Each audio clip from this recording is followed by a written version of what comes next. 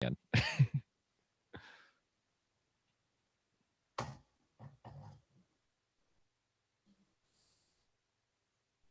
We must guard against the acquisition of unwarranted influence, whether sought or unsought, by the great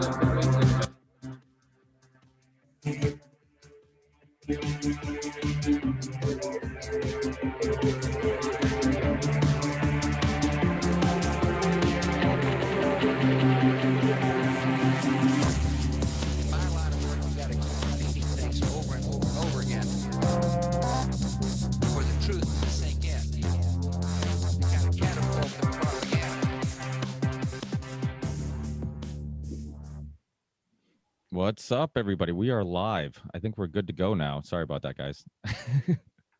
But thank you, everybody, for joining us. For people who are new to the show, this is the Union of the Unwanted. It's when we just bring a lot of interesting people together to spark some interesting conversations. And that's what we're doing today. Today, we have a great mixture of people, different backgrounds, different researchers.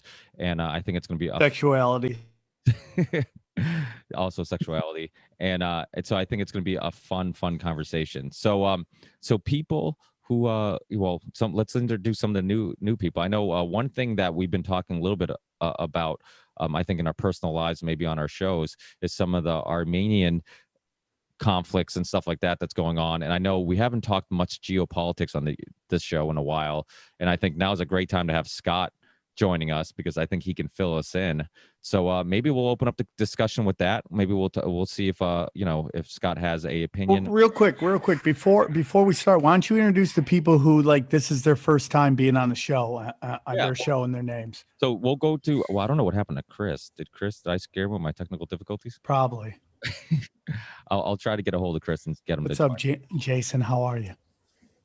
But yeah, we'll get Scott, if you want to introduce yourself, Alex, and who else hasn't been here? Oh, Greg hasn't been on one of these shows before. And yeah, if everybody want to just give a brief background so people can kind of know who you are and some of your work, and we'll go from there. Scott, you want to go first? Well, I'm from antiwar.com, and I wrote a book about Afghanistan. And Scott I do a Horton show, interview show. Alex, you want to go next? Sure. Have you been on the show before? I've been with Ricky, never in a crowd. So I'm originally Croatian, living in Monaco, a former hedge fund manager, author, blogger, like that. That's about it. Greg? Okay, my name is Greg Palast, and you can tell from the hat that I'm an investigative reporter, which most of my reports over the past 20 years, centering on vote suppression, as they call it, and mostly for The Guardian, Rolling Stone, Nation, and I've written a bunch of best-selling books, including my latest, which is How Trump Stole 2020. We also have a movie out, The Best Democracy Money Can Buy, and we just put out a 1-minute PSA, which I would encourage everyone to watch. It's hosted at Leonardo DiCaprio's Instagram site, but you can also pick it up through gregpalast.com. Ricky, and by the way, one added thing, since you were talking about, maybe we'll mention Azerbaijan and Armenia and their conflict. Like, let's bring up some substance once in a while in these shows. It's not all Trump. I was in Azerbaijan for BBC television and Channel 4 News, and so I'm happy to talk about that too. Yeah, well, Alex, do you want to tell people the name of your book too? Because I know you said you kind of glossed over it, but you're kind of an expert in that field. Something we haven't really talked a lot about. Yeah, I wrote the book originally called The Killing of William Browder, which was promptly banned by Amazon at the request of the State Department's Jonathan Weiner, who was the advisor to John Kerry under Obama administration. It was republished by the Red Pill Press with a changed title in case anybody got offended by the word killing. So it was now it's called Grand Deception, but it got banned again. So now it's only available at the site of Red Pill Press. And there's a couple more books sloshing around in my head. They're going to come out, but I've been I've been busy.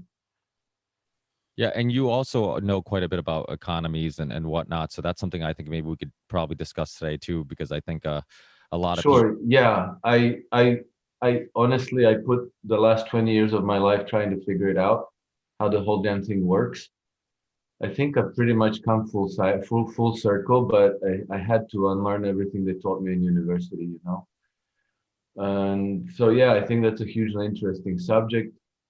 Not the funnest thing, you know, not the funnest thing to immerse yourself in, but I think hugely important, because we're going to have to be making very, very important decision going forward, unless we want to passively acquiesce with what they have in store for us, which I don't think anybody really does, to the extent that they understand what's going on.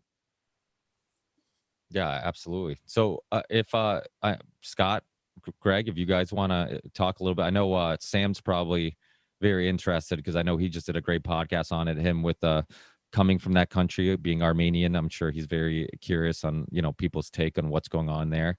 Well, Ricky, I'll just give a very general overview, and I'll let Greg, I know he knows all about the oil politics of the Caspian Basin and all of that. But essentially, the reason that there's a conflict is because you have a situation like having West Berlin inside East Germany in the old days. In this case, you have this region, Nagorno-Karabakh, which is Armenian territory, which is wholly inside Azerbaijan.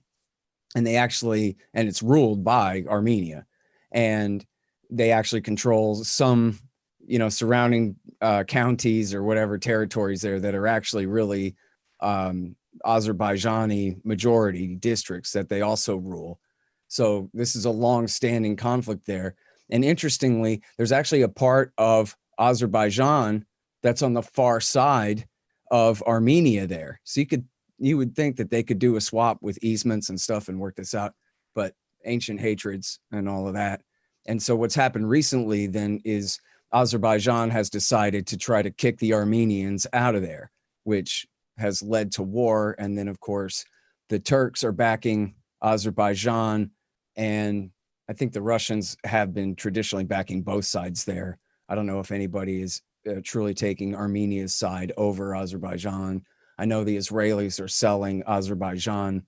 You know, they have a tight relationship with Azerbaijan. They have for a long time. And they're selling them cluster bombs and other things for use in the war. So, and they had a ceasefire, but it's not holding. They're still fighting. That's the top headline on antiwar.com today. So as far as what difference does it make to us and, you know, American corruption in the Caspian Basin and all of that, then I would certainly turn that over to Greg. And I can't wait to hear from Alex about his Browder book and all of that, because that's a really compelling story. And I'd really like to hear that later, hopefully. Okay. Well, I've been spending all my time, as you can imagine, when you write a book called How Trump Stole 2020, you tend to be talking a lot about elections. I just got off NBC. So I'm actually happy to remind people that there's something else happening in this world, which is, of course, affected by the election. Okay, I haven't been in Azerbaijan in 10 years, but I've continued to follow. I was investigating for British television. Azerbaijan is on the Caspian Sea. It's an oilocracy. I call it the Islamic Republic of BP. BP controls. In fact, when I was arrested, and by the way, when I was reporting, here's the reason I was there is that when the Deepwater Horizon exploded 10 years ago, April, the oil companies, Chevron and Exxon and British Petroleum, of course, said, "Oh, this is a shock, it's a surprise. We didn't know that a deep water rig could blow out and blow up like that." Well, when they testified in Congress that they had no problems with deep water drilling, in fact, 9 months before the Deepwater Horizon blew up, they testified. In fact, 17 months before the Deepwater Horizon blew up, a British Petroleum deepwater well off the coast of Baku, in the capital of Azerbaijan, had this almost identical blowout for the identical reasons, and they covered it up. It was a well operated by British Petroleum and co-owned with Chevron and Exxon.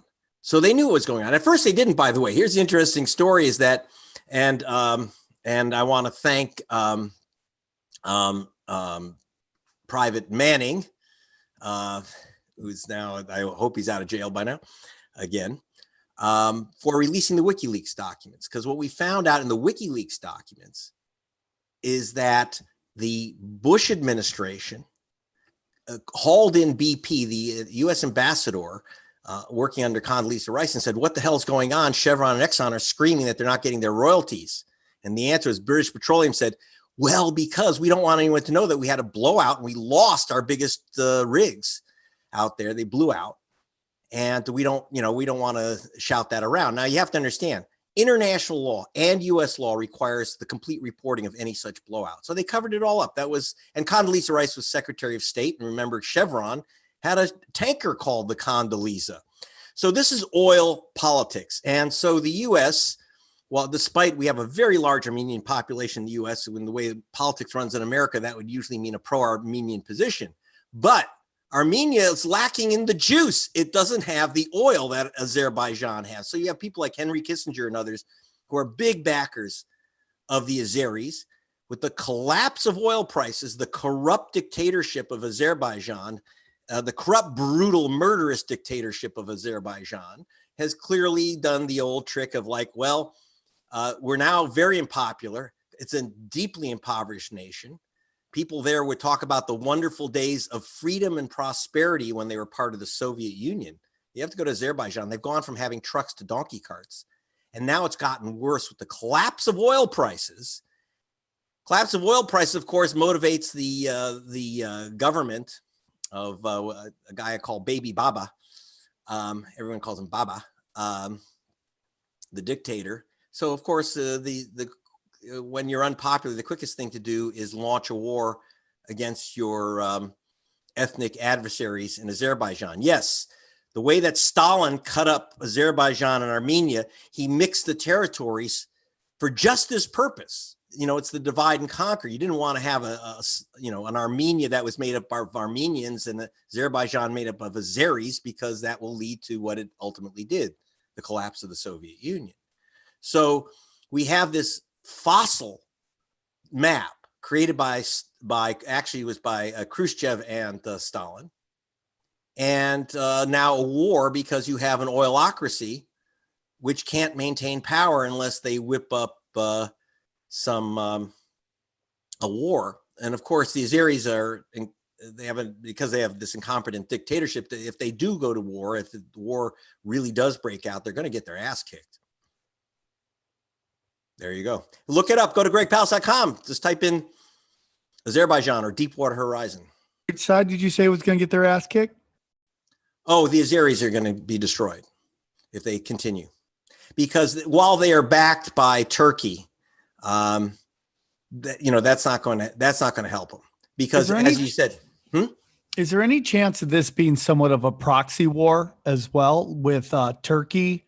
And maybe because I think Turkey, being the Ottoman Empire, there's a part of me that thinks they want back into the game more, and they want to weaken Russia's kind of control over Armenia, and they'd love to get it mixed up again. Do you think that plays anything into it? Absolutely. We have a proxy war it's kind of a hot diplomatic proxy going on between Erdogan, who has in fact quoted Ataturk, who said that Azerbaijan is the heart of the Turkish nation. So, in other words, they're basically claiming that this greater Turkey, and they're not trying to incorporate it into the physical Turkey. They're not doing that, but they're saying that we are Turkic people. They're Turkic speaking people, the Azeris. And of course, there's a great deal of tension with Russia, which goes back to differences over Syria and the Kurds, etc. So yes, so there's this, unfortunately, you have Azeris and Armenians killing each other for someone else's benefit. That's not unusual. I would note that it was Thomas Friedman said, capitalism will solve all these problems because no two nations have ever gone to war that have McDonald's. But I can tell you, having looked at the throwaway cups, that a lot of the Azeri soldiers who were gunned down, and Armenian soldiers and civilians who were killed, had jobs where they had to say, do you want fries with that? So no, capitalism will not lead to peace in the Caspian. Greg, just because we only have you for such a short amount of time, you mentioned WikiLeaks, you mentioned Manning, and you mentioned Syria, all very relevant in this sphere. What are your thoughts on the current illegal extradition of Assange and the utter silence by the mainstream media? Well, Assange and I just together received the award as International Reporters of the Year by the Mexican Association of Journalists. So my fellow award winner, and I'm grateful for the work he has done. I don't have to look. It's not about, one thing I want people to remember. It's not about Assange. It's about a journalist who is facing life in prison in a dungeon because he reported the truth. That's the job of a journalist. And I use the WikiLeaks documents. So why was Manning in jail and not Greg Palast? Why wasn't, the New York Times reporters and the Washington Post reporters and my fellows at The Guardian? Well, actually at The Guardian, we did face arrest. They made us smash up our machines and they did try to arrest us. But so what Assange was doing was simply trying to communicate the truth. It's not about whether you like Julian Assange or agree with his positions or how he operates. It doesn't matter. That's not the issue. That's all distraction from a direct targeted attack on the First Amendment. That's what's going on with Assange. And let's cut out all the crap about Assange and the particulars. It doesn't matter. We're talking about the arrest. There's only one reason why he's facing a lifetime in a dungeon for telling us the truth as a journalist. And unfortunately, for those that don't know, Vanessa Beeley is now going to be under attack by the BBC in a special series. I'm going to be talking about it tomorrow, but they're trying to pull the same thing with her. She may come up on charges. So the BBC actually emailed her yesterday. She's pretty frantic about it. And this shows this is about journalism. And they are trying to criminalize people sharing classified documents. The counterintelligence 2020 to 22 documentation that's out there says leaktivists, hacktivists, and public disclosure organizations are on the same level as ISIS, Hezbollah, and other terrorist organizations, including Al-Qaeda. How do we turn it around, Greg? You've been in this game 20 plus 30 years now. Well, remember, I was a reporter for BBC Television for their main investigative show, Newsnight, and also an investigative reporter for The Guardian. And while I have to say that the quality of news that's reported by BBC and The Guardian is of a level that we could only dream of in the United States, there is still, even among my fellows there, a long cultural history of fear of the First Amendment. They don't have a First Amendment in Britain. The mother country does not have freedom of the press. If anything else, there's extra restrictions on journalists than on the average citizen. There is really no respect for the idea that of releasing information in the public interest. I actually had fights with BBC and my Guardian editors over this question. I said, why do you want the government to tell you as my editor, you as my producer, what you can put on or put off? And so it's very difficult because you do have this culture where they really do believe that there are state secrets that must be kept. And I find that almost every state secret is not really a secret from our so-called enemies. I mean, let's face it. If Ed Snowden could get all ththese documents, do you think that Putin doesn't already have them? In fact, Snowden at one point was kind of hinting that he would give Putin the documents if he could get asylum in Russia. And Putin says, I don't need them. It's a joke that secrets are kept from us. Just like, remember, I just told you about the Deepwater Horizon, where our State Department lied to us, hiding the fact that BP's Deepwater well in Azerbaijan blew up so that they were allowed to get a permit, by the way, over the objection of the Department of Interior, because they said, oh, we've never had a problem. So who were they lying to? They weren't lying. Were they lying to the Russians? Were they lying to the Chinese? No, they were lying to the American people. This is what was exposed in WikiLeaks documents. This is what's important to understand. It's lies told to us. These are not secrets. They're lies that they try to cover up. And that's what Assange was going after. And unfortunately, again, while I was You know, I couldn't do that report in the United States about the lies by Chevron and Exxon and BP. They did allow me to put that on the air, prime time in Britain, prime time in all over Europe. But I couldn't report that in the US. On the other hand, there's still this discomfort, even among journalists in Europe and Britain, about becoming part of the state secrecy apparatus. There's too much of a temptation to go along with it. Hey, what's this about Snowden offering secrets to Putin? That's bullshit. What are you talking about? Well, I was saying that there was a hint of that he could do that, but Putin didn't, obviously they didn't care about it. As a way to, this was not from Snowden. This is from the organization. So, but there was no way. So one of the problems we do have, again, is that it's about keeping secrets from us, not keeping secrets from enemies. If no one else is going to jump in, Greg, I got one more big question. What are your thoughts on this election and mail-in voting? Because I know, I remember the best democracy money could buy. I remember you talking about 2004 and 2008 and all these different things, Bev Harris, the rest of it. Where are we today in 2020? And what do you expect with this election and all these mail-in ballots? The book is called How Trump Stole 2020. It's not a prediction, it's a warning. If Trump wins because the voters chose him, that's fine. That's democracy. But if he's chosen by Jim Crow trickery, and what we've been finding throughout the book, and what I just issued a report for the ACLU and another report for Black Voters Matter, going through the purge list. We've removed 16.7 million people from the voter rolls in the last 2 years. Now, it's true, some people die, some people move. But our name-by-name analysis, and when I say name-by-name, working with the post office, eBay, Amazon, the rest of the experts on addresses, we've found that about half, a little more than half of the people who've been wiped out from the voter rolls the past 2 years, and they're not going to be able to vote because they don't know that they've been wiped out. More than half were illegally removed, and more than half of those are voters of color or young people.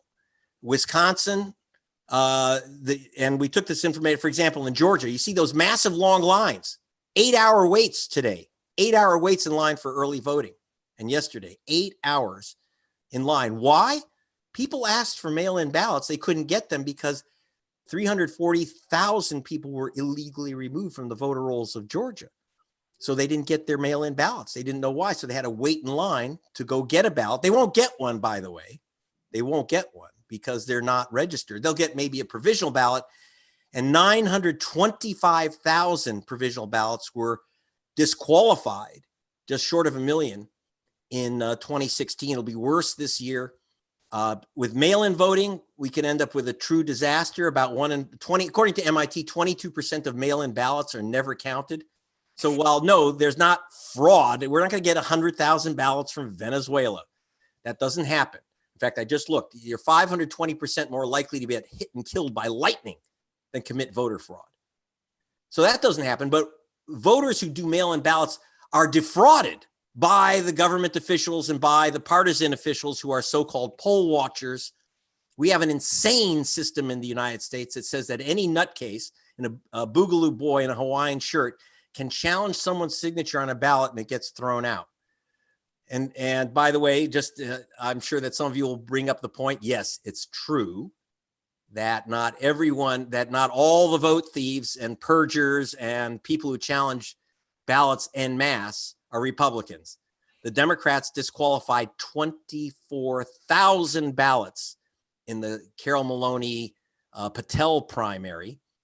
The Justice Democrat had won, but then they threw out more than 12,000 ballots and flipped the election back to the party-backed Democrat. So unfortunately, Democrats play this game too. But this time in this election, in the general, they're going to pay the price when the other side plays the same game, except on a scale that the Democrats can't even imagine and are absolutely not prepared for. When do we have a president, Greg? December 15th. That's your guess, huh? 14th, when the Electoral College meets. Here's what I'm concerned with. And, here's the dark fantasy. We saw the Brooks Brothers riot in 2000 where Roger Stone, got a whole bunch of Republican consultants to cause kind of a mini riot at the Miami-Dade County Clerk's Office where they're counting ballots. Now imagine Boogaloo Boys and Proud Boys smashing up buildings where they're counting ballots. Roger Stone, who is the key advisor to the Proud Boys, he issues a tweet saying there's 100,000 ballots have been mailed in from Venezuela, and they're sitting in the Tallahassee, Maine post office. How many minutes before that post office is burnt down? How many clerk's offices will be smashed, destroyed, attacked, burnt? I'm not worried about voter intimidation. I'm worried about intimidation that stops the count of the vote. And therefore, states like Florida, Wisconsin, Michigan will not be able to certify their votes in time. Florida has to certify its electors by November 11th. That's 8 days to count what may be 6 million mail-in ballots, 1 million of which are absolutely going to be challenged. I don't see how they get those ballots counted. And therefore, there's a very good chance that Florida simply will not certify its vote. Remember, you have to certify in time for those guys, the electors, to get on horseback and make it to Washington, D.C. This was, remember, this is the, from the Constitution. So, we could have we might not have 270 votes for any candidate in the Electoral College. It goes to the House, one state, one vote, and Trump gets elected. I don't have a problem if Trump gets elected again by the voters. I do have a problem if he gets elected by violence, which may be the outcome. I have a question. Do you think there's any chance that it goes beyond that and we have some kind of weird contestation somewhere in January by either party? Absolutely. I think that this is going to be fought even after the Electoral College. If the Electoral College meets and there's a clear winner, I think it's over. If there is a challenge, it's going to go obviously to the Supreme Court. We have the 1887 Electoral Count Act, which then the court will rule on, not just the Constitution, but the Electoral Count Act. And no one knows what the hell that thing means because no one's ever used it. That it goes back to the 12th Amendment, and we've never had a 12th Amendment election. What is your thoughts on, the people that are not voting, because we're reaching such high levels? I'm here in Canada and I'm from Norway. Like we're having election numbers, people that are actually caring about voting being, 30% of the voting population. What about the silent majority of people that nobody's talking about that, giving up? Oh, we actually have a gigantic turnout happening this year. I think this is going to set every record. The problem is, will people be able to vote? You're going to have 8-hour lines. You've got 22% of mail-in ballots are not counted. By the way, half of them because the ballots don't get to the voter in time. So yeah, it's going to be a mess, but most people overwhelmingly do vote. Just so you know, we're running about 85% of registered voters vote. So the non-vote is not as big as people think. Those numbers usually come from adult age citizen population. In other words, the total number of people who could register and vote. But it's actually it's getting quite high again in the US. So we don't have a lot of walkaways, and we won't have, as we did in 2016, there's the third party vote is collapsing, and the non-vote is diminishing to a fare thee well. Hey, Greg, let me ask you this, not to take Trump's side in this thing, because I'm surely not, but there's so much hype from the Democrat side about how the Republicans are sure to steal it and how Trump's going to call out the Proud Boy militias and all of these things.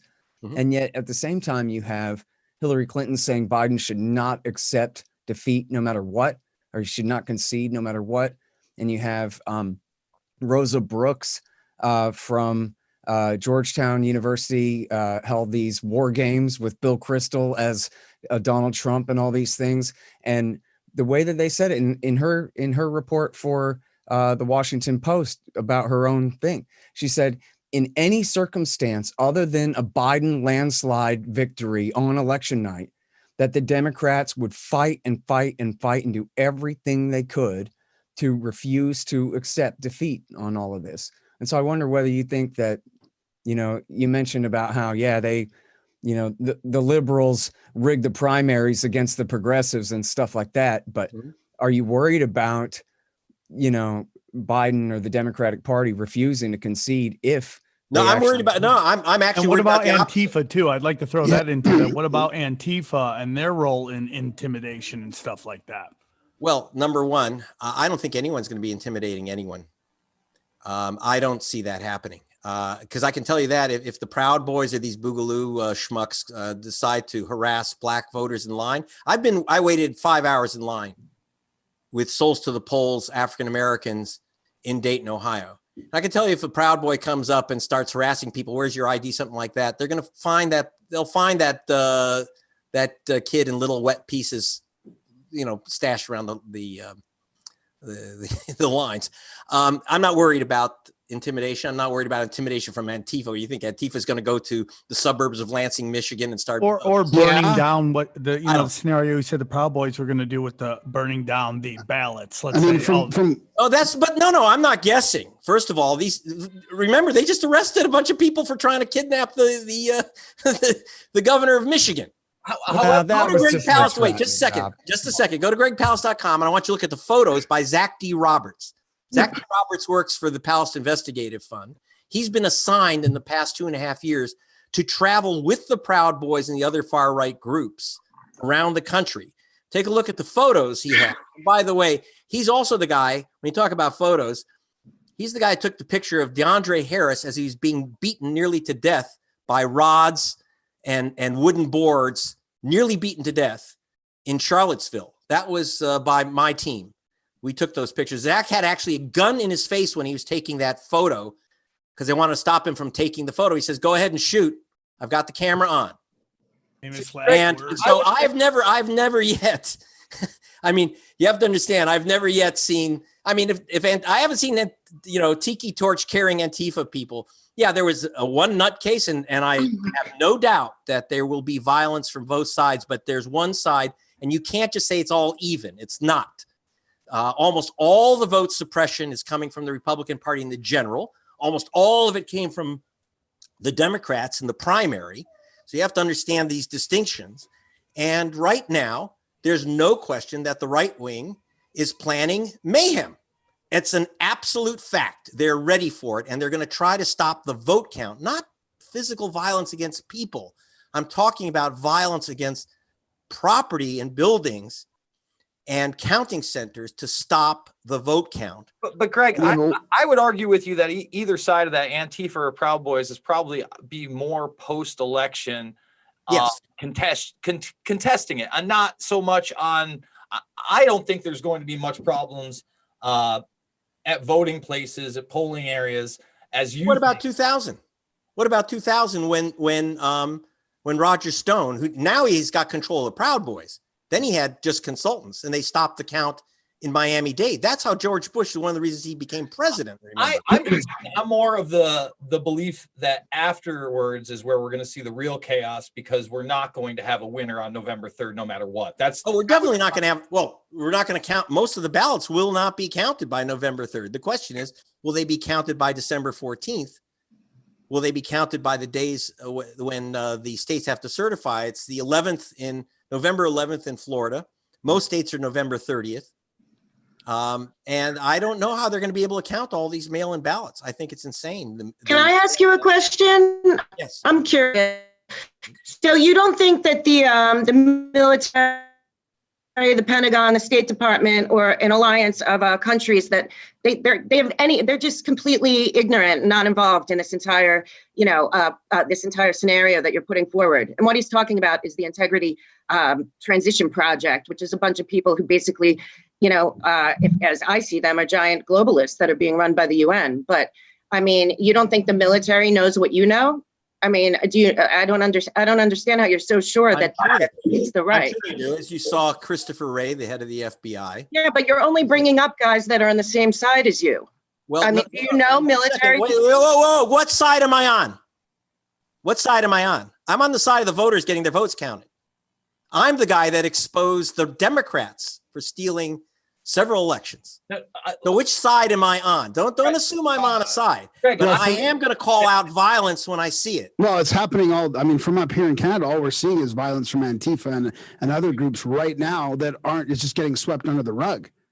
So how is that not intimidating right now? They're burning stuff down. They're attacking people. I mean, how is that not? And they're just getting let out of jail. I mean, there's a bunch of DAs there that are just letting people out. That's from what I see from up here.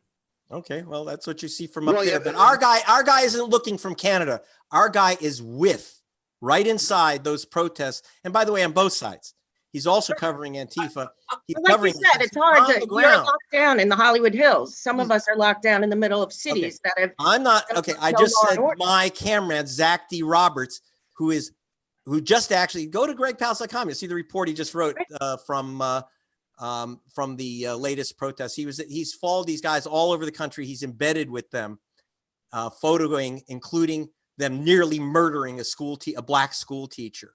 So I haven't seen Antifa try to murder a black school teacher yet, but it could be. But I don't know. I'm not a friend of Antifa, just so you know. No. I think that anyone who's throwing rocks and all this crap, I think it's insane for any side to be involved in violence. And if you're involved in violence, you should be locked up and the key thrown away if you're trying to stop an election. That's not only a crime of violence, but it's a crime which is against federal law.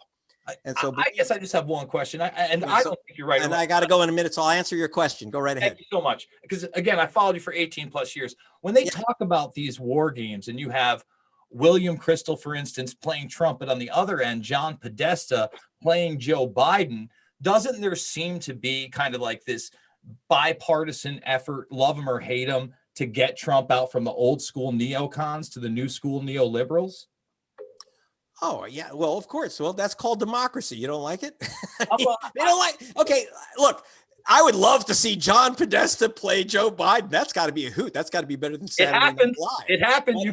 No, I'm sure it did. I'm just saying is that's fun. That's fun and games, and that's democracy.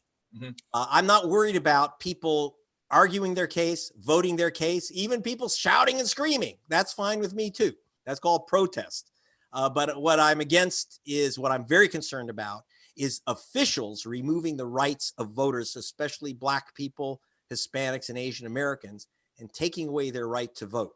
And again, it's Democrats in the primaries, Republicans in the general. I mean, that's a rule of thumb. I'm not going to tell you that that's 100% in every case, in every instance, but we're seeing it en masse. It's ugly.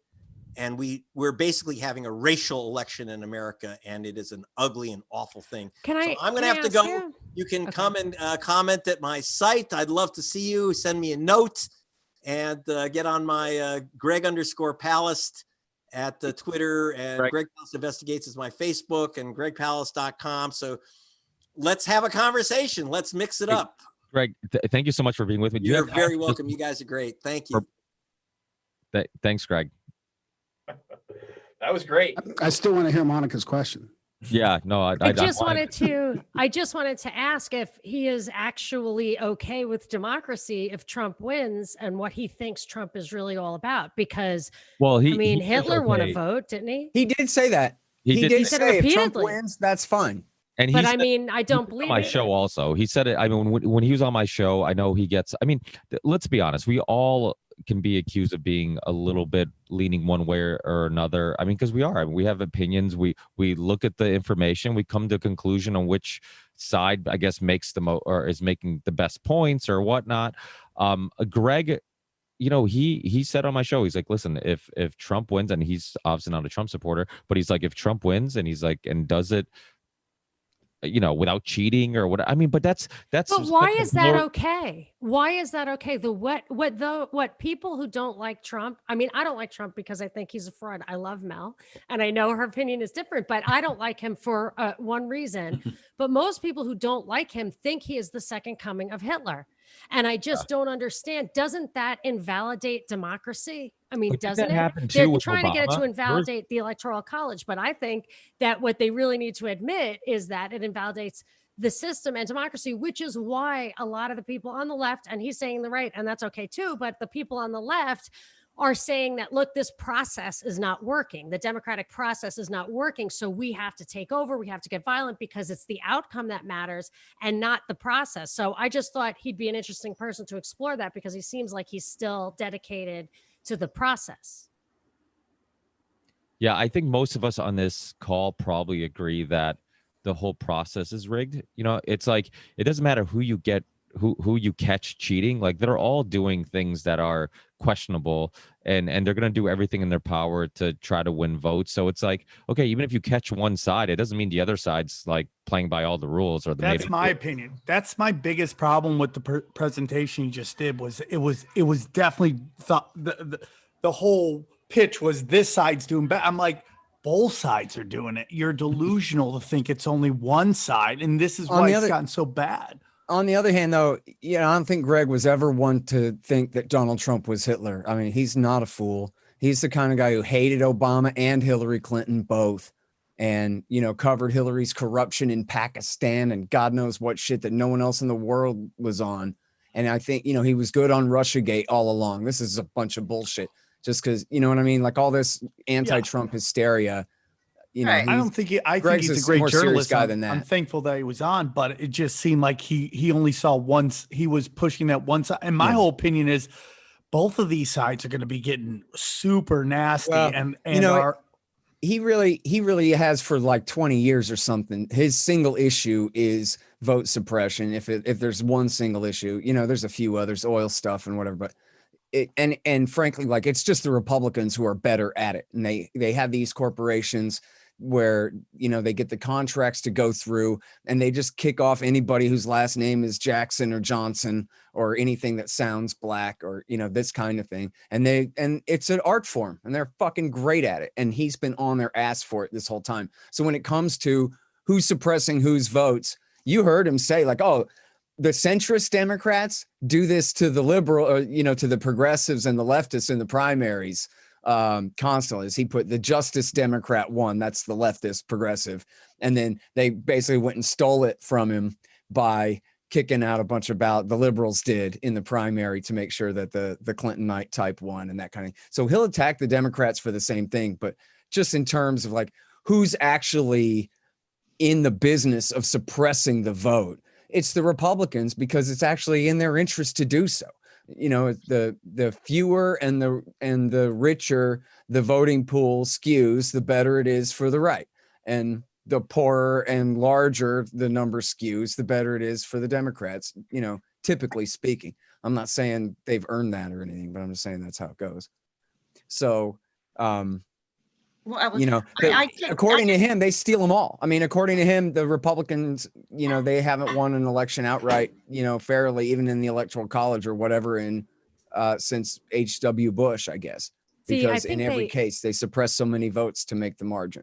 We could go a little deeper on the two-party PSYOP thing. And I would say, because I think it is a PSYOP, and I feel like that even if I've read some stuff, some statistical analysis that maybe Republicans really would never win, and they have to be giving this boost because they are actually kind of a fraud in that they're not fiscal conservative, whatever. So they are kind of the ultimate controlled opposition, and that everybody's kind of on board with them taking power once in a while so that this two-party side, which is so valuable, can march on. And then the second thing would be that they have for at least 20 years encouraged this idea that that the president is not legitimate, from the hanging Chad in 2000 to the Diebold voting machines in 2004, Obama's Kenyan birth, supposedly, the Trump with the Russiagate. If Hillary had won, it would have been illegal voters. If Cruz had won, it would have been that he was actually Canadian when he was born and not American, which was true. And they do this because it's the only way to get real conflict in a democratic republic, because that guy was saying, I'll take democracy, and he'll step down for that.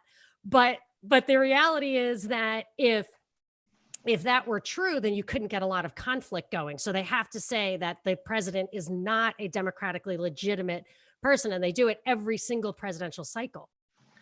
Yeah, I mean, I just wanted to comment, since he yelled at me because I said that he was on his side. I mean, he said several things in a period of time, being on DiCaprio's platform. He's in the Hollywood Hills. It's not so bad. He said a lot of stuff, the Boogaloo Boys and the Proud Boys. Like, does he know a Proud Boy? I know a couple. I don't see them as violent, bad people. I see them as people who've had enough. But there's bad. it's really sad to me that 20 days before an election where it's between us and the UN, and it doesn't really matter who the president is. It doesn't matter what side. We're all being played for fools. Every single one of us that's talking about the election or racism or bias or whose side is worse and whose side is better and who's going to cheat. This isn't about that. This is, it makes me want to cry at this point. We're 20 weeks away and people still think this is about two men that don't matter. This is about a country that is like, you have to understand what's going on where I am, but I know I've talked to people, you know, you guys in Portland and some other people in Philly. It's just like right now, the problem is that I don't think either of these men are the issue. The issue is that if we put our hands in the globalists, which I believe Kamala Harris has been for 20 years in the pockets of Soros and the globalists, Biden clearly is not there. The 25th Amendment ploy is really, in my opinion, to set it up to get rid of Biden when they think they win, so that they can put her there. But the true enemy, I mean, I feel like it should be all American people that value our freedom and our lives and our families, and all of this should be looking at what happened over the last 6 months and think why, what happened here and why? Because it was a crime against humanity, against the people of all these countries. This is not about, I understand, I have feelings there's not even going to be an election. I mean, I guess there will, it's too late, but like, I feel like people are missing the point that the UN plans to have, they want to come in. The New York Times even wrote an article, is it time to bring the UN in? The UN's whole goal is to one world government. Why don't people understand this? Do your own research. The Rockefeller Foundation laid this out 10 years ago perfectly, and they're all following it. Build back better it's not a good thing for humans. It's not a good thing for humanity or freedom. And that we're all squabbling over nothing, when it's really the fact that there's people out there that want to cede our sovereignty to a world government actively winning. And we're sitting here talking about a man that's clearly not with us, and a woman who's been in Soros's pocket for 25 years against Trump. At least we know what he is. Yeah. Well, do you want? Oh, I was going to go to Alex because you know, it's late there, and I don't want him passing out on us. Yeah, I want to hear about Browder. Can you tell us about you wrote a whole book about that fake ass scam of him and his whole thing there? Yeah, I did. I basically comments on what we were just talking about. Just I guess before we move on to that big topic, do you have any comments on some of the things we were just discussing? Well, yeah, but we could be here until tomorrow. You know, honestly. Yeah, maybe we'll move on. Let's say that from my point of view, Donald Trump is a much less scary choice than Biden-Harris ticket. But come on, man. I ain't black. Oh wait, I ain't white. I ain't properly white. So no, going back to Browder, basically what happened is that I just by curious sequence of coincidences came in contact with him, and on 2 occasions, in 2005, then again in 2010. I heard his story. I was not terribly interested in the whole thing. I went to, in 2005, first time I ever saw Bill Browder, I just went there because I had nothing better to do. I was literally invited to his presentation. I didn't care at all about what he had to say because it was about investing in Russia. I was not particularly interested in Russia or investing there, but I went because just, you know, it so happened I had nothing better to do. But then I found the presentation very fascinating. It was the first time ever that I heard anybody say anything positive about Vladimir Putin. And the reason why this was interesting to me is because Bill Browder obviously had a very privileged vantage point. He was running a major hedge fund investing in Russia based out of Moscow. So it was the largest foreign-owned hedge fund in Russia at the time. So, you know, he knew a lot of stuff. He could tell a lot of details. And so basically what he was saying is that his company, his investment company, what they would do is they would invest into shares of some Russian company, like a major, like electricity grid or oil, some major oil company or something like this. And they said that the major thing that was dragging the share prices back was corruption. So what they would do then is they would investigate corruption, and then they would publicize it in the Russian media, but also in media like the Wall Street Journal and Financial Times and so forth. And he said that every time this happened, then Vladimir Putin's government would come in and they would clean it up. They would just clean up the corruption. They would change the people. They would change the laws to make the corruption more difficult to do and to get the corrupt people out of running these companies. And I was, up until then, I was very much under the impression that Vladimir Putin is the man of these oligarchs, that they put him in power, and that he was going to carry water for them. And from that point on, I kind of started paying attention to what was going on in Russia. And then fast forward 5 years, and all of the things that happened to Browder happened, namely that his quote unquote lawyer got arrested in Russia and died in prison under investigation. And this time Bill Browder this was in 2010. It was another presentation that went along with some hedge fund conference. And this time he was saying exactly everything the opposite. Vladimir Putin was horrible. He was the Genghis Khan, the greediest tyrant there ever was. And nobody should ever invest a cent in Russia. 5 years earlier, he was saying the opposite. And so, well, I still thought Bill Browder was a good guy, but at this time. And then 5 years later, 2015, my ex-wife gave me the book that Bill Browder published called Red Notice. And it became a big bestseller on Amazon.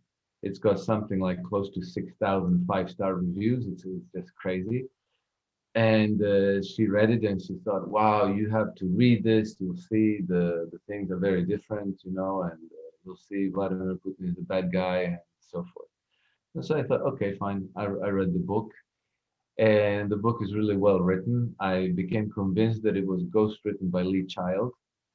And the only problem was that by this time, I knew enough about the story that I thought something was not quite right. So then I had to read the book one more time. So, on the second reading, I picked up a lot of things that passed under my radar on the first read. And so I realized that the whole story was basically a fraud. The whole story was a false one from start to finish. Obviously, there's some truth to it, but as the Italians say, truth is the sugar that makes you swallow the lie. And so one thing I realized by kind of analyzing what was in his book is that he is fronting for a large network of power, which is, by the way, the same people who are orchestrating the color revolution for your country and who are actually pushing for World War III between the West and Russia, basically. And so I thought somebody has to unmask this person, somebody has to unmask this network. And then I realized it's probably going to have to be me. So that's how I made the decision to start writing the book. Initially, I just thought I'd just go through Bill Browder's Red Notice and point out all the nonsense, the bullshit, the inconsistencies, because there's a lot of it. You really have to suspend disbelief to buy the story, which is easy to do because it's written in a very clever way that it's almost like Hollywood movies, that when just before they're gonna throw mud in your face, they give you some emotional story, right? So they prime your emotion and then they tell you the lie. and then it kind of goes below your bullshit radar, and you carry on reading the story. And so it's very, very clever how it's written. And so basically I started just going through the book in detail, exposing these lies, of which there are many. But as I researched some of them, I realized that the part of the book that is not the part of the book, but the part of the story that's a lot more interested is the broader context, which brought me back to 200 years back. Brought me back to the U.S. Civil War, and I discovered things that I didn't know. I went to school in the United States, right? I was there on the student exchange program when I was 17 in 1987, and then I stayed for another 2 years of college, and then I went to Switzerland to do another 2 years. So I completed my 4 years of university in American system. I studied U.S. history, U.S. politics, all of those things. I never heard ever once mentioned that Russia had any role in the U.S. Civil War.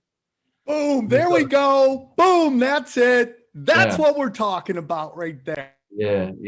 And amazingly, those things carry forward to this day. That's relevant to everything that's going on today. And so basically what happened is that you had something called the British Empire. And the British Empire, as the logic of empire dictates, it can't have rivals. An empire cannot have rivals. So up until that point, the British Empire was controlling all the major ports in the world, all the trade routes. And the problem was that the United States suddenly, in a space of about 50 years, had like a staggering rise in prosperity, development. And the people running the British Empire decided, well, this could be our rival, so we better do something about this. So the decision was made to partition the United States into two smaller, weaker client states. So they started playing the South against the North, arming the South, antagonizing, orchestrating these Armenia versus Azerbaijan conflicts, because that's how the whole thing always works. They can't control you militarily, so they always pit one side against the other, and they do this the world over nonstop.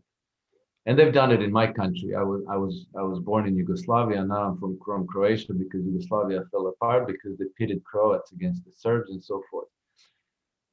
And so basically what happened is that as this thing took off, in 1863, when it became apparent that France and Britain might actually militarily intervene in the US Civil War, Russian Tsar Alexander II sent two fleets, one to New York and the Pacific Fleet to San Francisco, anchored them there for 6 months, and prevented the Brits from partitioning the United States and creating two client regimes there.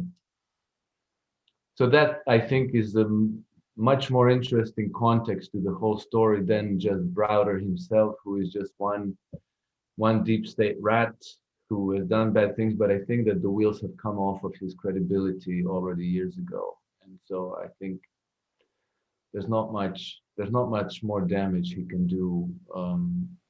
Oh, I'm not so sure about that. I mean, he seems to still have quite a lot of influence and was, prominent in pushing the Russiagate hoax and telling everybody, believe me, I know this stuff is right, and that kind of deal. And he's got, a law passed, that Magnitsky Act, named after his, as he put it, his quote unquote lawyer, who wasn't even really his lawyer, his accountant, who apparently died of natural causes in there. I wonder, was that what you found? Was that he wasn't even murdered at all, Magnitsky?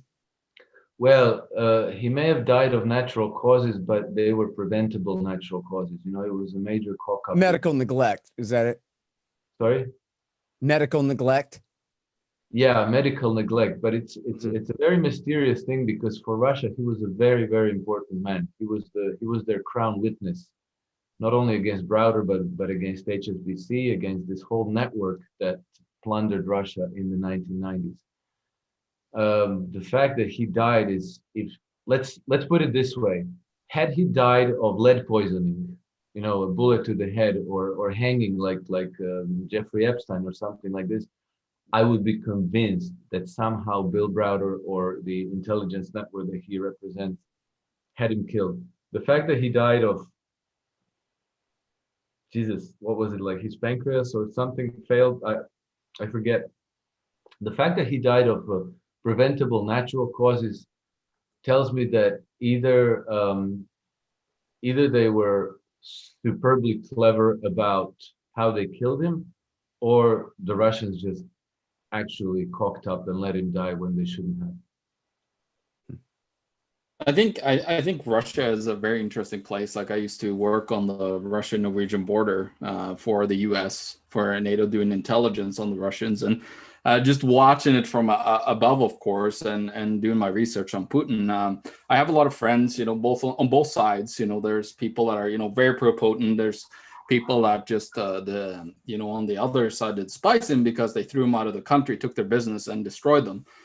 So there's, with Putin, he's a former KGB, all of his friends, you know, are KGB guys. And so they created, you know, the control apparatus that they currently have in Russia. But what's interesting with that is that, Russia is quite free, actually. It's way more free than the US. Like they don't bother you a lot like they do in many states or here in Canada, you know. But if you dare to step up, you know, and say anything against the great leader Putin, you start to get in some severe trouble and might suddenly die off or those problems. We actually currently have, like I used to give NATO secret documents over of all the naval positions of the NATO fleet over to, he was a border commissioner in Norway.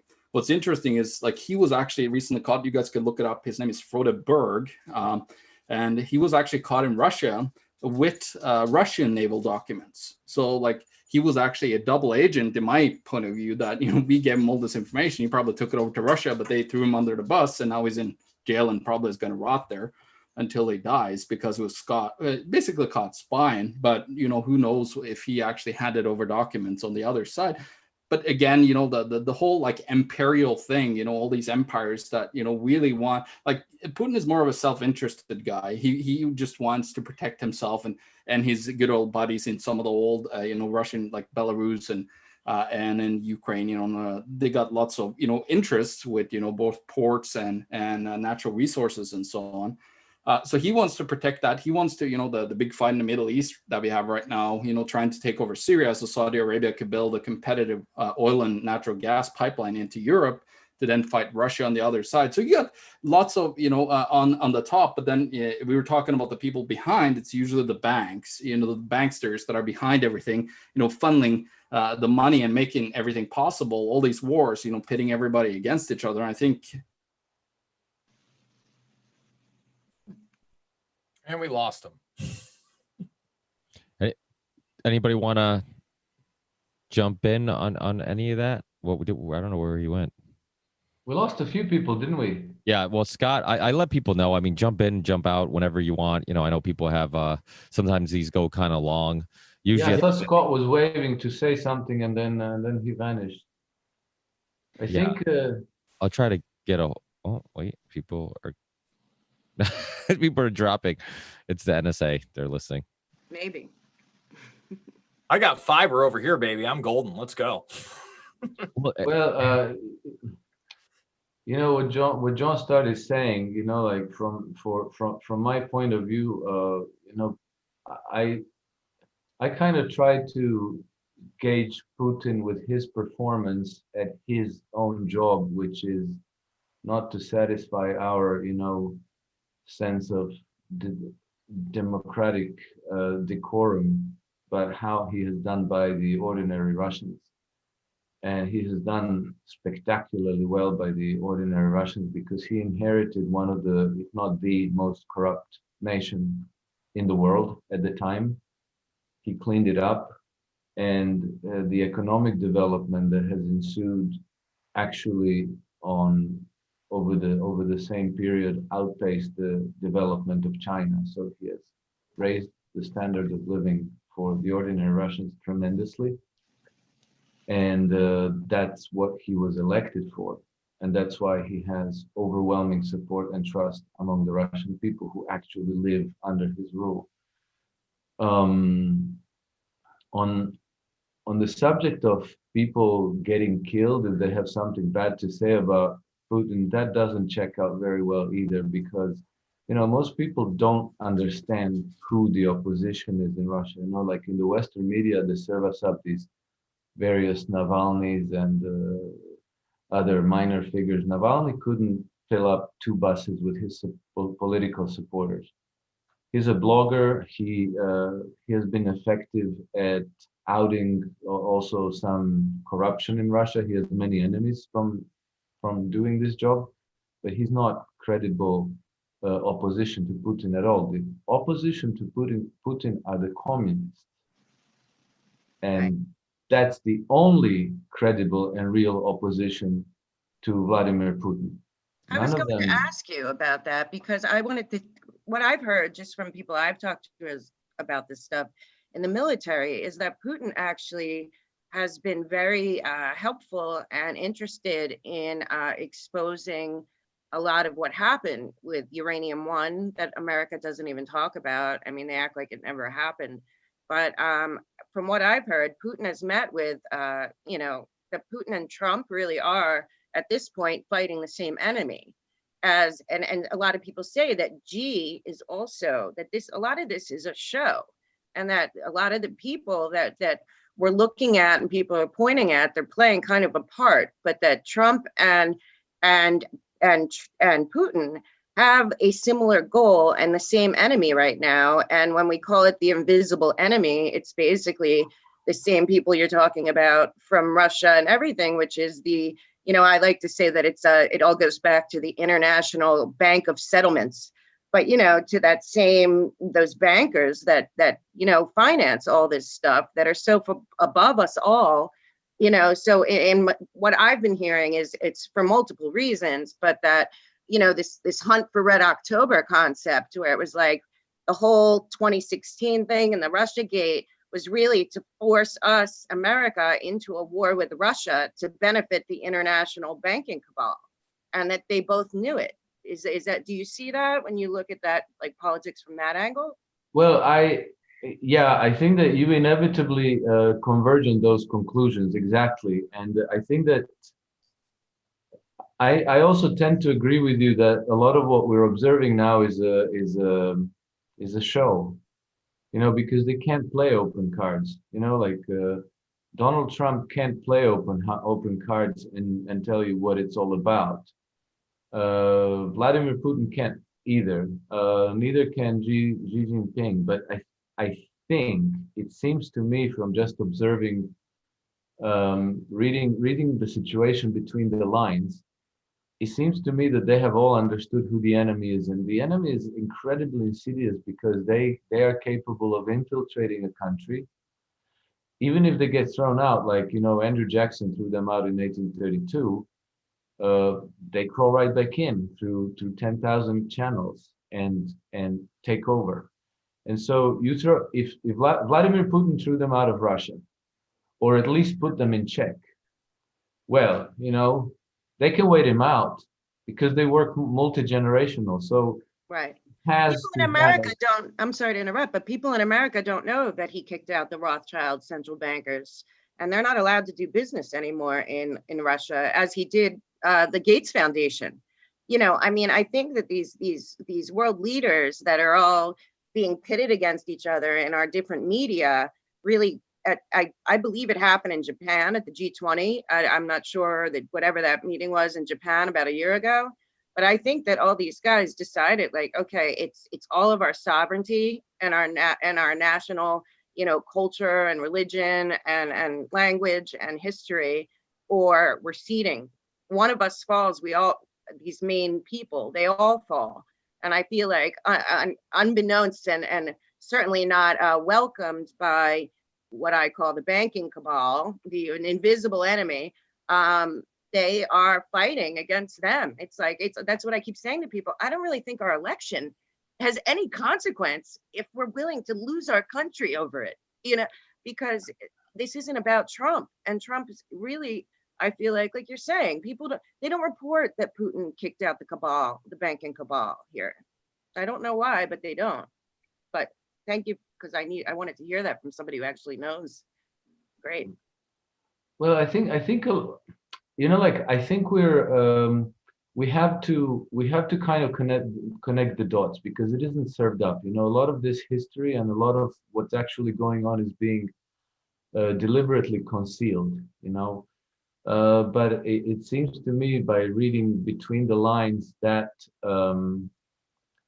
I think that at least people in U.S. administration who are loyal to Donald Trump understand the game and understand who the enemy is. And you can see that in a lot of, like the mainstream media won't serve this up. But if you listen carefully to Donald Trump's speech at the World Economic Forum, his speech to the UN, certain of his statements, measures, and so forth, it does seem that there's a little bit of method to the madness. But it can't come right out like John F. Kennedy did, attack them frontally, because he puts them all on notice. And the network is incredibly powerful, because it's the banking cabal, it's the large military industrial corporations who have the interest, it's the big pharma, it's the big media. And if he antagonizes them, takes them head on, they will just close ranks and destroy him. So he kind of has to choose his battles and then pick them. Like I think he managed to take over the FBI, but they're everywhere, and it's a long struggle. Right. And I think that inevitably he has to work with the Russians and the Chinese. He has to, because they are all they're all targets of this same cabal. I think the main point you mentioned is this invisible enemy is multi-generational. People cannot wrap their head around the long-term plans. All they see is that we have a political thing that goes every 4 years, and they can't even imagine that these cabals have generations of plans going on and on and on. Yeah. Well, it's at least 200 years that they've given themselves the project of actually just taking the world over with the franchise with the central banking franchise. And this is who we're dealing with, whether we're looking at the Nagorno-Karabakh and the Armenia and Azerbaijan, whether we're looking at the COVID-19, whether we're looking at U.S. elections and Antifa and BLM and all of this stuff, George Soros, they're all their agents. So I think that this is the main enemy, and I think that they've been facing serious headwinds, because I think that they've been definitely cultivating China as their new host, because they pretty much depleted the United States, militarily and economically. They need a new host. They built up China, because if you look at the trading abuse that China has been able to get away with, and in that sense, Donald Trump is right. China has been able to do what no other nation would be allowed to do by, debasing their currency so they could outcompete everybody else. So suddenly all the manufacturing jobs move to China. You wouldn't be able to do this unless you got the cover from very high on up, meaning higher than sovereign leaders in democratic nations. Right. And so they built up China to be their next host. It seems that it isn't quite working out the way they thought. So, then maybe they need to force a change in China, orchestrate a war against China, or something. I'm not sure. A lot of the aggression is strange, but I'm not positive that G is who we think he is, because I got a lot of information about what happened about a year ago in Japan. And I think all these guys feel like they were all played, like everyone was played. There are two factions. People don't realize it. I think America doesn't think like as globally as a lot of foreign countries maybe do. And a lot of people don't realize there's two factions also in China. There's the good people who want to help their people, and there's the deep state, or as we call them here or there where you are. And it's all the same people. I've been telling people for so long, the Trilateral Commission, all these, this Council of Foreign Relations, all the think tanks, all them, Bill Gates, Eric Schmidt, these people have been investing in China for 20 years. Yeah. I keep telling people, look at the UN. I mean, the most important agencies at the UN are now run by Chinese nationals. And that's why I'm grateful that Putin has given Trump a lot. I feel like he's given Trump quite a bit of information on Uranium One, but I think it's for the best of everyone. And we're seeing these rogue ships from China.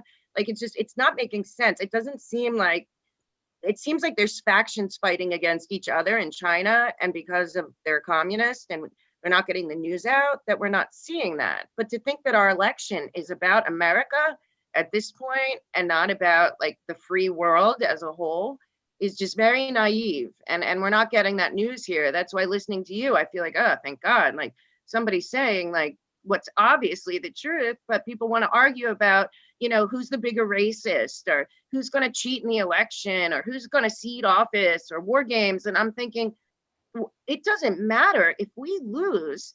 I mean, clearly, they're going to cede our sovereignty if Biden and Harris win. And it's already done. They already are bought and paid for by China and Ukraine, and we know it.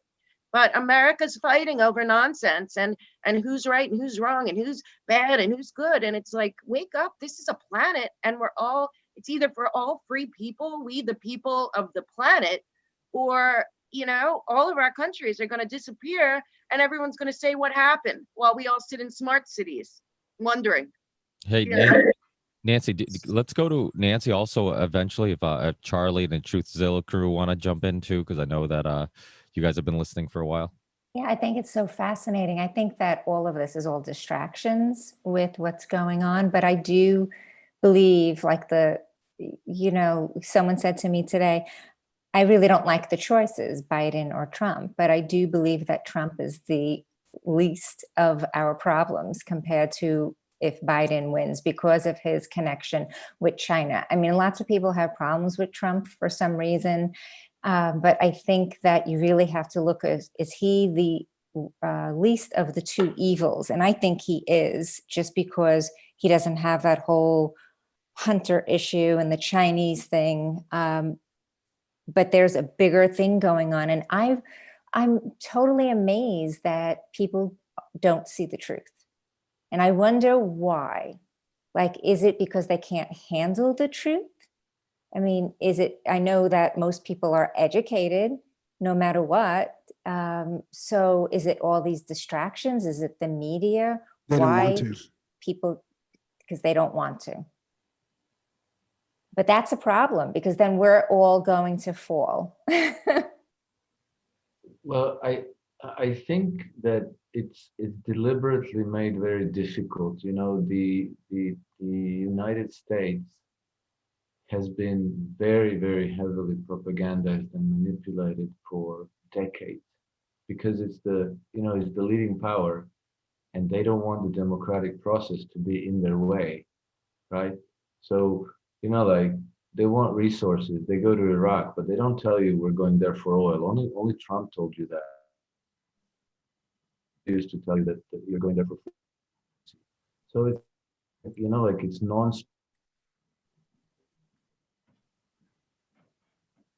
Alex, we're losing you. I think. But I think he's right, because Trump tells the truth. I mean, people may not like that, to hear that. But if I had to believe Joe Biden or Trump, I'm going with Trump. He may be rough on the edges, but he's protecting us in so many ways. Like, someone interviewed him and said, but who's your enemy? And he says, you wouldn't even know who my enemy is. Ah, interesting. He said they're people you've never heard of. That's what he said, and that's the truth. But we've heard of them. Unfortunately, our country, it doesn't. I don't know if it's apathy or it's not wanting to believe that everything that they've been told is not true. But yeah, I mean, it's what we're talking about. But TruthZilla, you want to jump in on this? One of the things I was just gonna say is, like, Alex, I really appreciate your perspective. We're in quite a little echo chamber here over on the North American continent here, and what are your thoughts? Like, just as of 6-7 months ago, it was all of a sudden this quickening of all these agendas that you talked about. Like what shifted? What changed? What made them, like, in their dark, smoky room, like, decide, okay, now's the time. Let's roll all this out. I've got some thoughts, but it's a little more esoteric maybe, but I really want to see, like, maybe what your perspective is. That's a great question. That's a very important question. Okay, so as far as I could work it out, I think that they had to fast forward a number of their agendas. Okay, so we have now this coronavirus pandemic, right? I think that agenda probably was intended to be launched either along with the World War or after, in the immediate aftermath, when people are traumatized and disoriented to the maximum, and then they go along with this.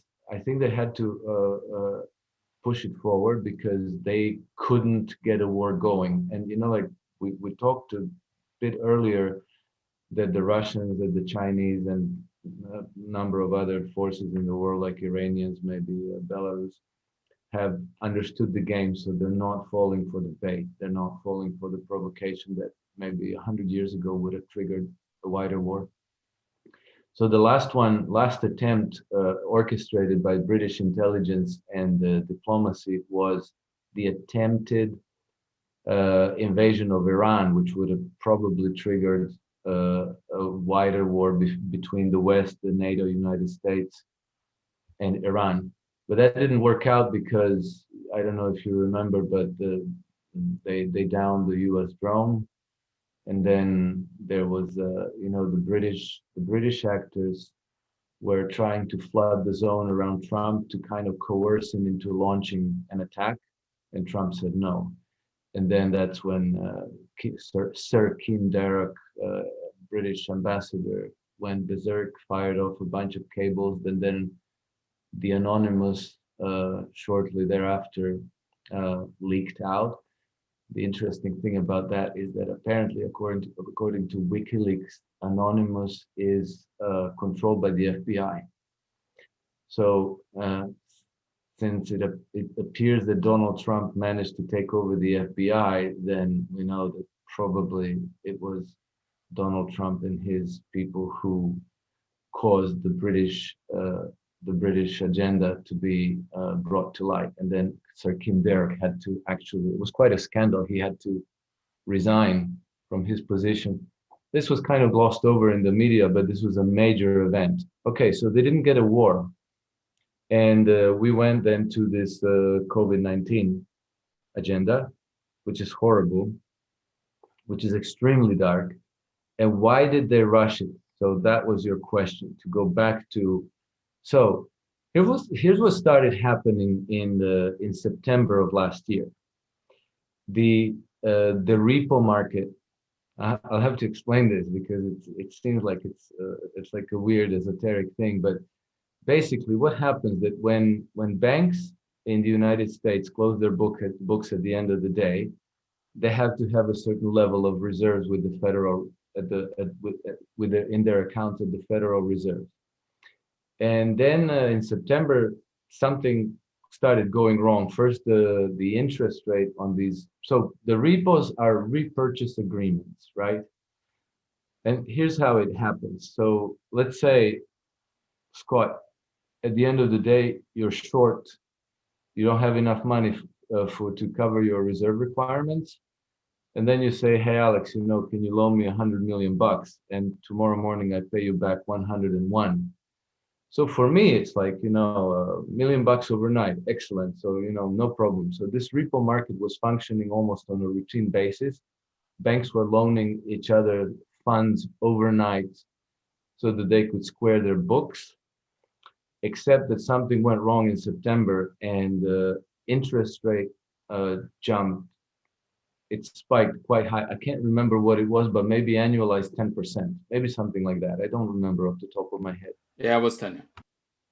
It was 10. Okay, awesome. So that's what happened. And from that, so what does that tell you? That tells you that, you know, I wouldn't lend you money overnight only, you know, to make the easy $1 million overnight, only if I thought that you're bust and you're not going to be able to pay me back. So at that point I say, okay, Scott, look, I'll lend you $100 million, but you're going to have to pay me 105 tomorrow morning. How's that? And so it was obvious that something went terribly wrong. That is, the banks in the network realized that one or maybe more than one of them was basically finished, was bust. So there, the Federal Reserve had to jump in, and the Federal Reserve had to provide liquidity to cover these the lack of liquidity in the repo market. And so it started being like, I think $12 billion overnight, then 24, then 25, then it went to 100 billion overnight. I think we pretty much got to 1.5 trillion repo bailouts. And I think that they're planning to go up to $5 trillion in repo bailouts, which means that the financial system has run its course. It's actually falling apart. And now the only way to keep it together is to monetize more and more and more debt, to make all the bad debts that are on the books of these banks, to backstop them with the taxpayer money, which is not really taxpayer money. They're simply printing it out of thin air, but it eventually comes back to the taxpayer burden because it'll result in high levels of inflation, right? So instead of, let's say, instead of the establishment letting these banks and their zombie corporations fail, they will just keep printing money, bail them out, and they will let everybody else take the hit through inflation. So simply your savings, your pensions, whatever money you have is going to progressively lose purchasing power.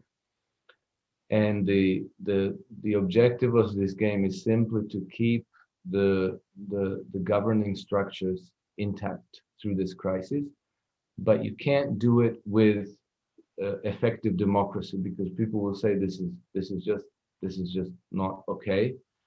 The amounts of money that are being printed out of thin air are absolutely staggering. You know, like when they tell you so many trillion, you know, 50 trillion, 20 trillion, 100 trillion, people get lost. It's like zeros. What the hell is this? But when you calculate the number per man, woman, and child in the United States, or per taxpayer, you realize that they just printed up something like $30,000 per man, woman, and child, and gave it to the banks and corporations. Right. Right. So you can't do that under a democratic system. There's going to be pushback. It's not going to work. So they have to bring in a totalitarian government. That's what they have to do. Well, we have the same problem in Europe. The same exact thing is going on. The ECB, European Central Bank, is doing the same thing. They're printing up money like there's no tomorrow. They're bailing out corporations and banks. Bank of Japan, all the major central banks, they're doing this in a coordinating manner, and this global totalitarian regime is meant to be rolled out everywhere across the world. So did the COVID plan come first, though, and then this was actually an opportunity gained at the end of last year? I mean, look at all the CEOs that also left, and this COVID thing's been in the works for a while. So it seems to me like that became first, and this was an opportunity to use the new modern monetary theory or whatever to bring in the totalitarian. Yeah, I think that was the intent, but I think that they had, I think that they were preparing it, but launching it like this without a war, without a foreign enemy to hate and to close ranks behind the government to fight. You have opposition. Look at us, we're talking about this, right? You have a lot of people having a lot of opinion, and I think that the whole project has completely lost credibility. Practically nobody believes it anymore. I remember in March, I would say this whole thing is complete bullshit, and people would come back, oh, what, you want people to die, and stuff like that. Now I kind of look, and for newspapers, the official newspapers who still allow comments, or if they publish their articles on Facebook and then you see comments, it's virtually 100%. Nobody believes it. Like literally nobody believes it. So I don't know how you roll out a global totalitarian government when you don't have a really strong ideology, you know. Communism in Russia came out, there was an ideology behind it, you know. Here there's no ideology. There's just these elites that everybody hates, you know, like Klaus Schwab and Bill Gates and George Soros. They're pushing it. The media are lying to us, and everybody understands that they're lying to us. And so I think that they pushed it prematurely. Another reason why I think they pushed it prematurely is it seems that they meant to have all these chip technologies ready, you know. I think they intended to have the vaccines ready so that they would vaccinate you, give you your chip, and say, okay, now you can go around, but because your chip you're cleared to move around. They don't have the chips. They don't have these passports. They don't have.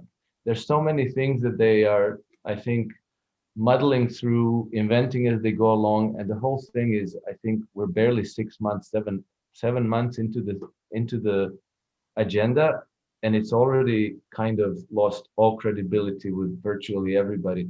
And it's extremely important for us to cooperate, and I think that they're losing this. So I'm very optimistic that the project will fail, but I'm also concerned because they will not go down without setting the world ablaze to get their way.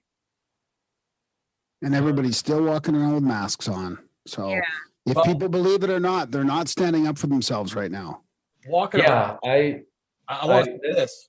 That's frustrating. That's very frustrating. But, you know, I think that we have to have no illusions that it's never going to be 100% of people who are going to be able to understand the truth and push for change. It's always going to be a certain percentage, 5, 10, 20%, I don't know what it is, but we shouldn't be discouraged. The other ones will catch up, you know, little by little, gradually. So just so everybody knows, you know, the little town that I left last week, now that I'm in Iowa, they actually passed 5-2 that you need to wear a mask in your house if you have more than 10 people there. So I'm not totally shocked by this, because one of the reasons I was leaving was not only did they have the signs up on Main Street, but they were contemplating making you wear masks outside, not only on Main Street, but throughout the town. But they took it a step further. And remember, this is the place that 1 out of 15 people tested positive. They didn't even test half the population, and there were 0 hospitalizations, let alone deaths. So there are no real metrics here. And so, Jason, if you live with a huge family, everybody in the family has to wear a mask. If you can't stay 6 feet apart and there's 11 fucking people, Ricky, you betcha. But what it really is, wow, there goes your weekend orgies, right? You're gonna have to leave one out. Right. What they think they're doing is being slick with the students, right? Because all those students didn't leave. They all got apartments, Ricky. So now they got 3,000 kids that are in that place. They all want to have their Halloween parties. Well, the best they could do is when they busted a party of more than 10 people is $1,500 fine for the person that owned the home or rented the home. Now, if they've got 50 fucking people there, they got possibly $50,000, because it's $1,000 fine for not wearing your mask in my town now. It's absolute insanity. And if you look at the CDC's new numbers, 70.2% of those who got COVID when asked said they always wore a mask. 3.9% said they never wore one. So less than 4% of people that weren't wearing masks, according to the CDC, said they never wore a mask. Okay. And then 70+% said they did. That's how effective masks are. And I don't know if you guys have seen this yet. I couldn't believe it, but yes, an actual WHO representative. I loathe the World Health Organization. I'm not giving him any credence. I want to put that out there, but has now backflipped on lockdowns and condemned them. They're scared to go to prison. Lockdown. They're scared to go to prison. Crimes against humanity. I mean, let's be honest. And I saw your thing today, and then I turned on Cuomo, and he said that the metrics in New York are different than the rest of the country, because he has a better team working on it. I swear, I just saw your show. I flick it off. I put it on, and Cuomo's sitting there saying, New York has developed their own tests and their own data. and we're going to go with New York's data because we don't trust the other data. And as we've discussed, he also is in cahoots with Gates and Schmidt. So, but he's literally saying on TV, our data is not the same as the federal data. Only New York data matters to New York. And I'm thinking, and he's going state by state saying how bad everyone else did but New York, and he means it. But and Biden wants him. Did you hear, Mel, that Biden wants Como? As the AG. Well, it's all big cities. This is all Agenda 2030. You know, I live 2 kilometers away. They have now they created a metro area around our city, Winnipeg, here in Manitoba. And I live 2 kilometers away from mandatory masks. It's just insane, but it's all just coming. Like here we had the conservative government putting in social, like the Ministry of Social Development. No, Sustainable Development. Yeah. Hey, John, you're for people who don't know, because you showed up late. You're friends with Tim, and I know you didn't really get a chance to introduce yourself. Yeah, sorry. Yeah, it's all right. Do you want to just let people know? Because I know Monica was actually asking me. She's like, "Hey, where's Tim?" And I'm like, "Actually, John's here for Tim. He's Yeah, I'm the better half of the Tim and John show that we currently have. I worked actually with Josh Sigurdsson, that probably most of you know. We started World Alternative Media about 4 years ago, so I worked with him for a very long time. Still do a little bit of videos with him. And then, of course, I worked with G. Edward Griffin on Freedom Force International on the council. We created the Red Pill Expo that currently was held in the greatest place that, this whole scam started at Jekyll Island. So I've been working with Ed since 2013.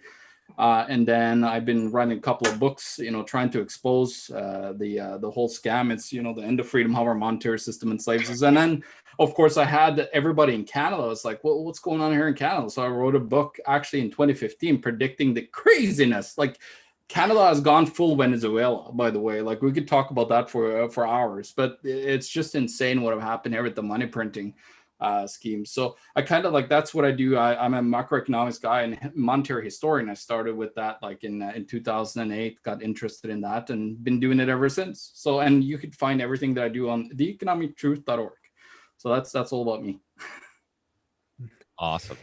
Well, hey, I have a question for Alex really fast. I think it's funny that we see this convergence of the banking, IMF, World Bank, and the fuckery that's going on with those people, and the COVID situation in, of all places, Belarus, where the president came forward and talked about how he was bribed with $1 billion by the IMF and World Bank to lock down his country, institute mask mandates, and do all that stuff. And he has said no.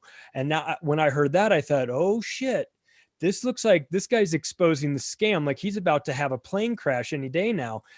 What do you know about that?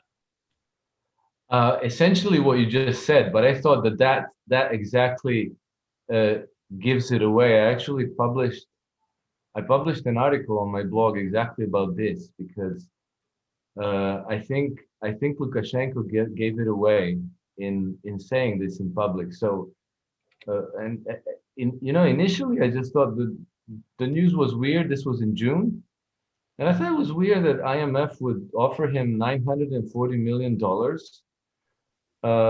and condition the loan on measures that would make it much less likely that they could ever repay the loan. Here's $1 billion and we want you to destroy your economy.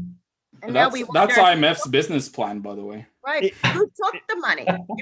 If he's being honest, there's probably countries that took the money. Exactly. So that's exactly it, because 85 countries, so what? They basically destroyed the global economy. So governments all around the world can't make their budget, their tax receipts are down. And so they have to ask for loans, in order to be able to pay the bills. And so the IMF and World Bank come through, they give them the loans and say but guess what? We want you to do this and this and this. We want you to really antagonize your people, make them wear masks, all this. That's slavery. That's slavery. Confessions of an Economic Hitman. That's John Perkins' book. Exactly. And so we know this thanks to Lukashenko, but all the other governments just simply took the money and forgot to tell the constituents what the conditionalities were. But that's who's pushing the agenda, obviously, because that's the only power that could persuade everybody to be so deeply entrenched in incoherence and madness and insist on it in spite of it making no sense and carry forward, like the second wave, there's never been a second wave before of anything, right? Contagious come and dissipate. Now we have the second wave. Was there ever a second wave? No, but everybody is like, oh yeah, this is the second wave. Like we know all about this. No foundations in science. It's all based on the PCR testing. Nobody's dying. I mean, like, the death rates are low. Also, the guy in the beginning that tested the fruit that came back positive, was that Zimbabwe or somewhere? It was Tanzania, I think. He was another guy that I was like, okay, this guy's pulling him out. He didn't make it though. Yeah, they whacked him. Well, no. That was they whacked a different. There was another African country where they whacked the guy. Not the Tanzania. Not the fruit testing guy. Zambia, Angola. That's a couple of terribly corrupt places. Yeah. Well, one of the things, Mel, that you pointed out the other day was just that how it's compartmentalized. So like regional specific, like the destruction. Like over here, it's the wildfires because that's our industry, like agriculture and timber and stuff like that. And over in New York, it's hospitality and all that. So it's so diabolical. Yeah, I mean, they have people everywhere. It's like he's saying, like they have it, like when Trump said, and that's what we talked about on your show, you guys, is like when Trump said, the people that I'm fighting, nobody's ever heard of. These are what we're talking about, the people that finance both sides of all these wars and that are financing Antifa and Black Lives Matter and probably every other group. But it's all over the world. The problem is that right now the election in America isn't about America. It's not about this. It's really about, like, are we going to keep, fighting with an alliance to like root this, like, the virus? Are these bankers that have made us all in all of our own countries slaves to their debt? Like he's saying, they how many people took the bribe? So there's a huge brouhaha going on in Belarus or Azerbaijan and Armenia. Why are they picking these places? They're strategically picking them, these same people. So and I wish people understood that Biden is just a puppet. And Trump, I think that's some of our frustration sometimes. I think people don't understand when you're deep into this. And Alex and I we're joking a while ago about how I'm like, we're constantly sharing the same things unknowingly. Like 2 seconds later, I'm like, hey, he shared the same thing I'm sharing. And it's just like when every single day there's more evidence and more evidence of more evidence, then when somebody seems like they're drinking the Kool-Aid, you're just like, it's hard to like not get a little frustrated and like not be like, what the hell are you reading? Like, what the hell are you watching? Like, there's like, I get it. Like, okay, maybe if there's just a couple pieces of evidence that's like, okay, there could be fuckery here. Like, I get it. Like, oh, maybe you can accuse us of connecting dots that are a little further apart. But when there's so much evidence, to me, it's almost harder to. It takes more. Who's leaving? Somebody, Alex, are you leaving? No, I thought somebody was waving. Grimerica. Oh, Grimerica. Oh, sorry, guy. Oh, there you go. Yeah, I gotta go. See you guys. Hey, thanks for joining us. And I almost feel like it's harder to believe the official story than it is the alternate stories, theories, because the official story is just like, how do you believe it when there's so much evidence proving that you can't believe the numbers, you can't believe statistics, you can't put your hope and faith in the tests being accurate? Like, so what evidence are you looking at to believe the official story? Because it's all wrong, so I think sometimes when and I think in future shows, I'm hoping to also get more people on who maybe have a different perspective. And Scott, actually, who joined us today, I got tons of positive feedback when I had him on last, because it was at the height of the lockdown, and we kind of differed in opinion on what was going on. And we had like a hour and a half, 2 hour show, whatever it may be, kind of just sharing ideas, challenging each other's ideas and thoughts or whatever. And a lot of people gave me positive feedback about the fact that it was just nice to see that people could have that discussion, and I just think it becomes but in some cases, I think it's very hard because when somebody like, I know Mel, you're like, well, you're on that side, or, I think it's hard not to get emotional because you feel like, okay, if you truly are down the middle, then let's critique both sides. Let's critique both sides and be open to it. But there's an intolerance that I was reading. Also, I have a lot of negative feelings about, I'm with DiCaprio, or I'm in the Hollywood Hills. It's not so bad. But all I was saying was, I know some Proud Boys, and I know that Antifa is burning down and Black Lives Matter are destroying my area.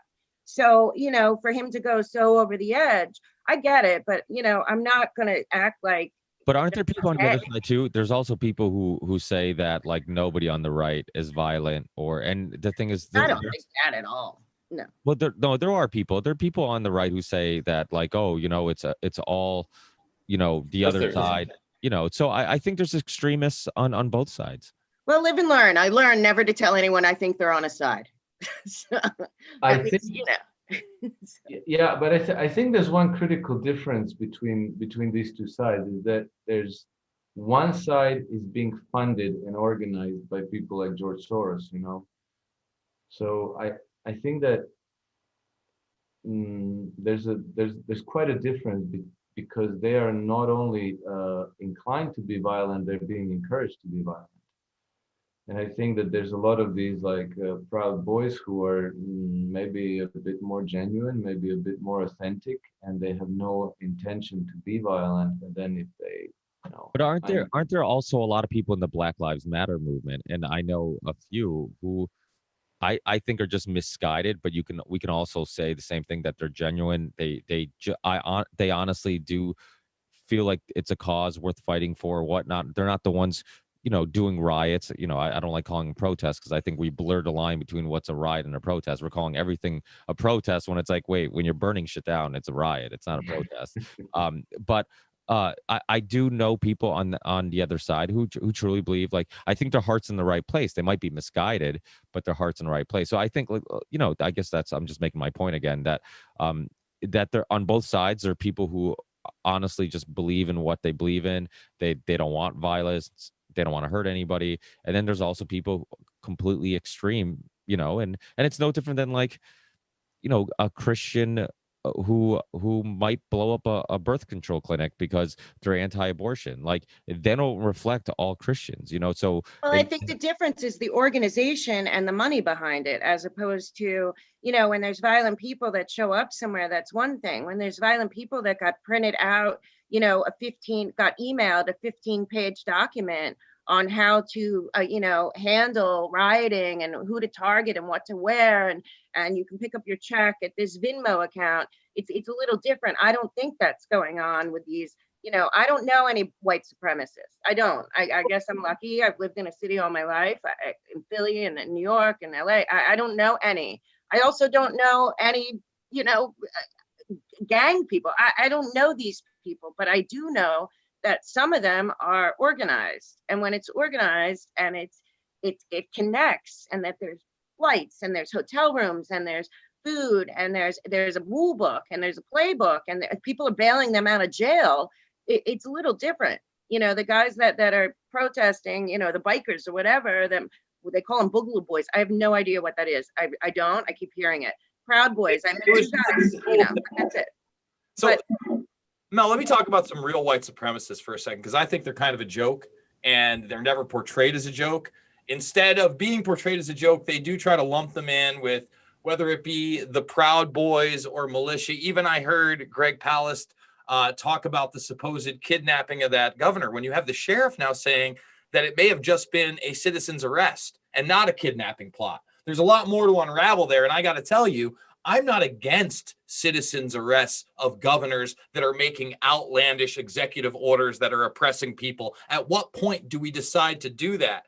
But to harken back to the white supremacism thing, in 2017, when I started doing this again, literally the first day, when I went to Bilderberg 2017 in Chantilly, Virginia, I was approached by the now infamous crying Nazi, the person who was eventually portrayed as Charlottesville's ringleader on Vice and got caught, did jail time, cried all over the news, Chris Cantwell.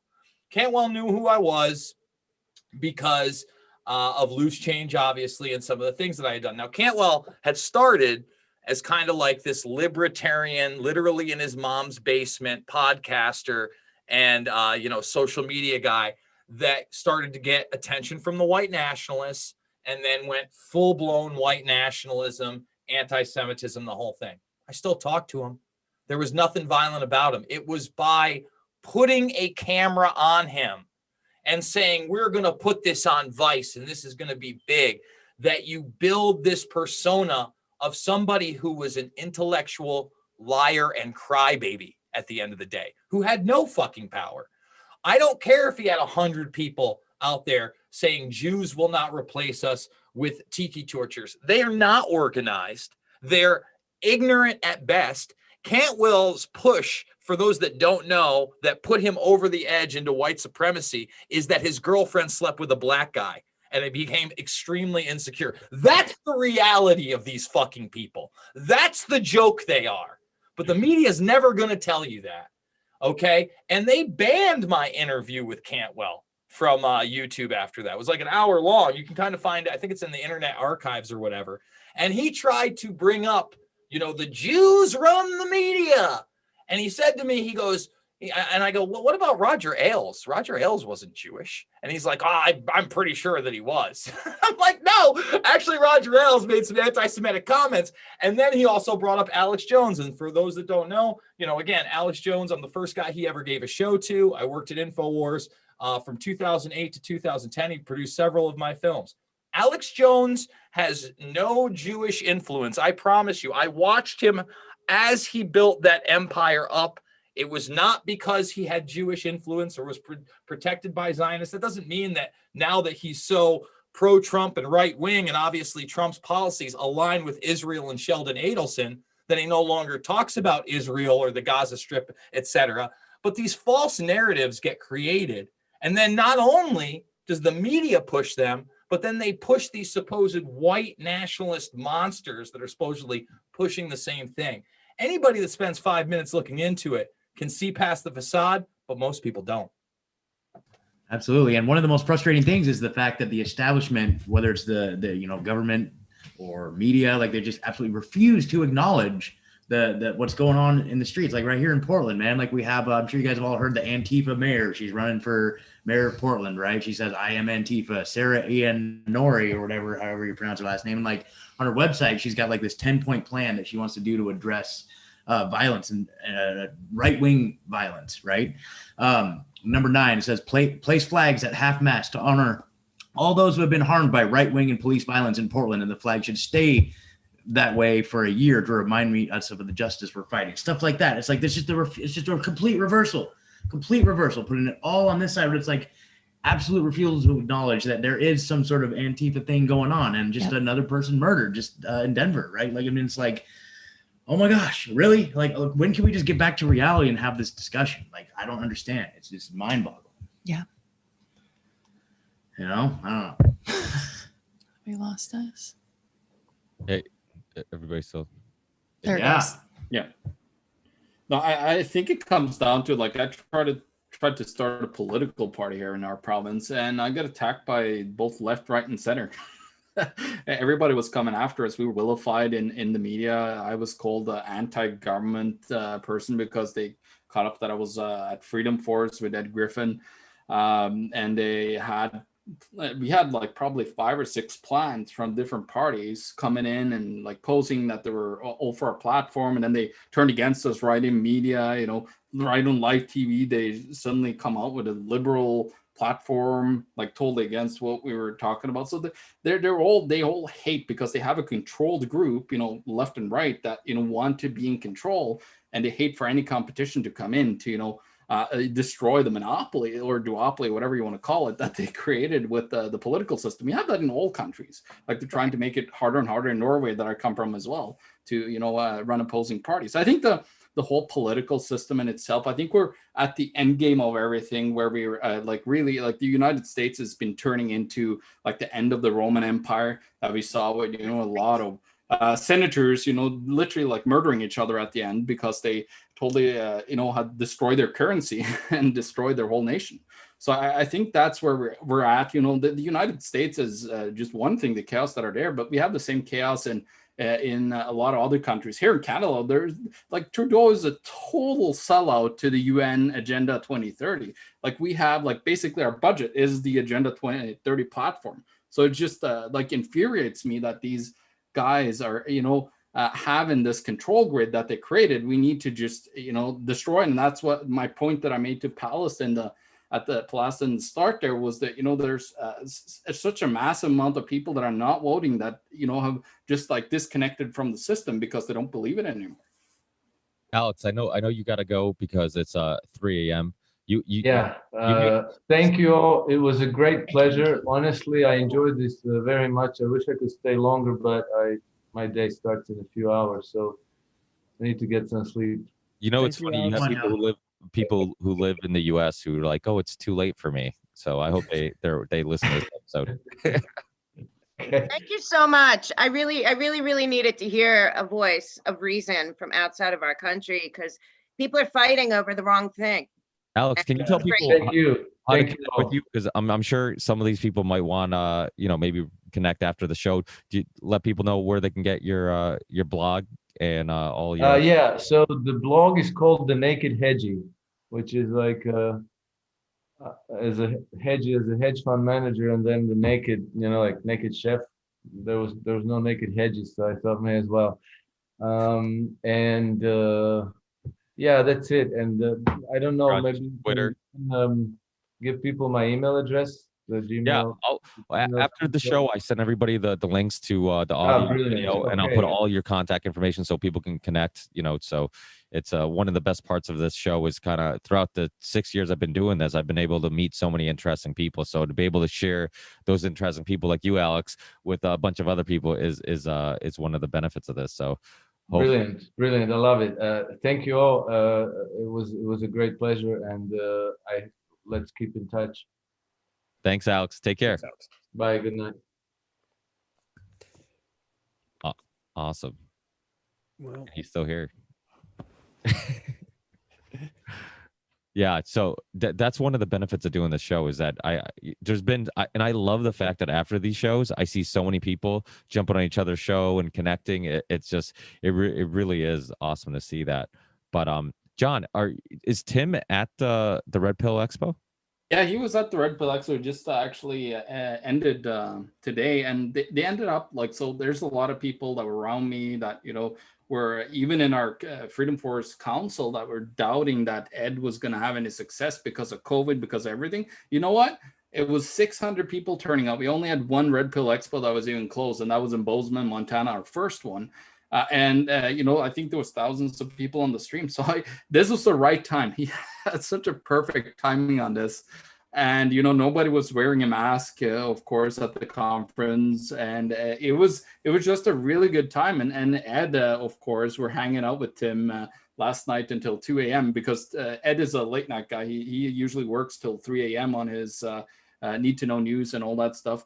But he's up like drinking with the guys until like 2 a.m. And he's just a hardcore guy. Like he's 89 years old and he is like acting like he's literally my age. You know, I'm in my late 30s now. So he is just full of, and this is just whole energization that he got from the conference. I'm going to call him in a couple of days when it's wound down, but I'm pretty sure he's going to be like a kid in the candy store, to be honest with you. Like this was like at Jekyll Island, you know, all places that he got to have this. So this was like kind of the pinnacle of his total career. And, you know, he's been in the alternative media for, you know, many decades.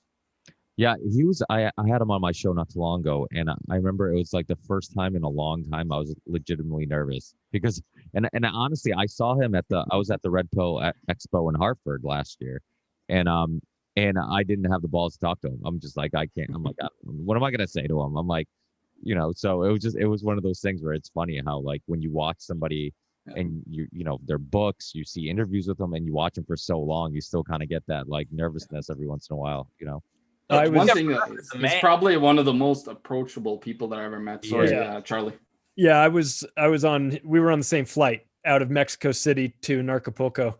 or to Acapulco for an Acapulco event. And so we had, we were there like an hour before our flight, and I just started talking to him, and he's the nicest guy, I mean, then he went up on stage. I said, what's your speech going to be about tomorrow? He goes, I don't even know. I haven't even really thought about it yet. And he went up there and he just destroyed. He just talked off the cuff for like an hour and a half. It was amazing. So he's a good dude that's been doing it for so long. And it's like, you can give people like our parents' generation his book, Creature from Jekyll Island. Say, this is written by an older guy like you, just read it, and it'll open up their whole eyes. I mean, it might be too late for some people, but that book still holds up after a long, long time.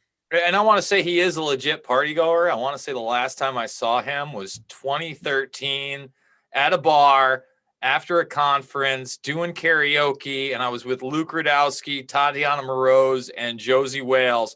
And I remember he lasted at least as long as the rest of us, because on the way up to back to the hotel, we caught the elevator together, and we just talked about what a great time we had, and it had to be 2 or 3 in the morning. So, if anybody has, a great guy all around. I got to bounce. I got 2 little girls upstairs I got to take care of. Ricky, thank you again, brother. Yeah, thanks, Jason. Thanks for being with us. I appreciate it. We'll definitely keep everybody in touch with the next one. Yeah, hopefully we'll have to get Mr. Griffin on one of these shows. I'll get him in contact with you if you want to, Richie. Yeah.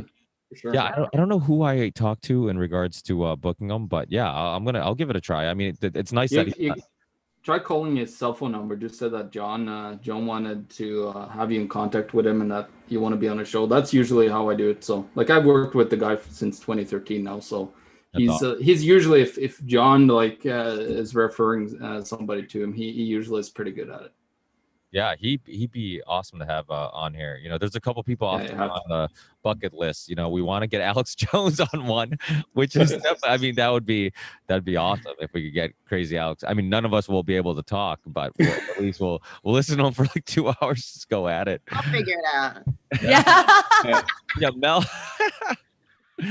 Jay Dyer's our connection to Alex.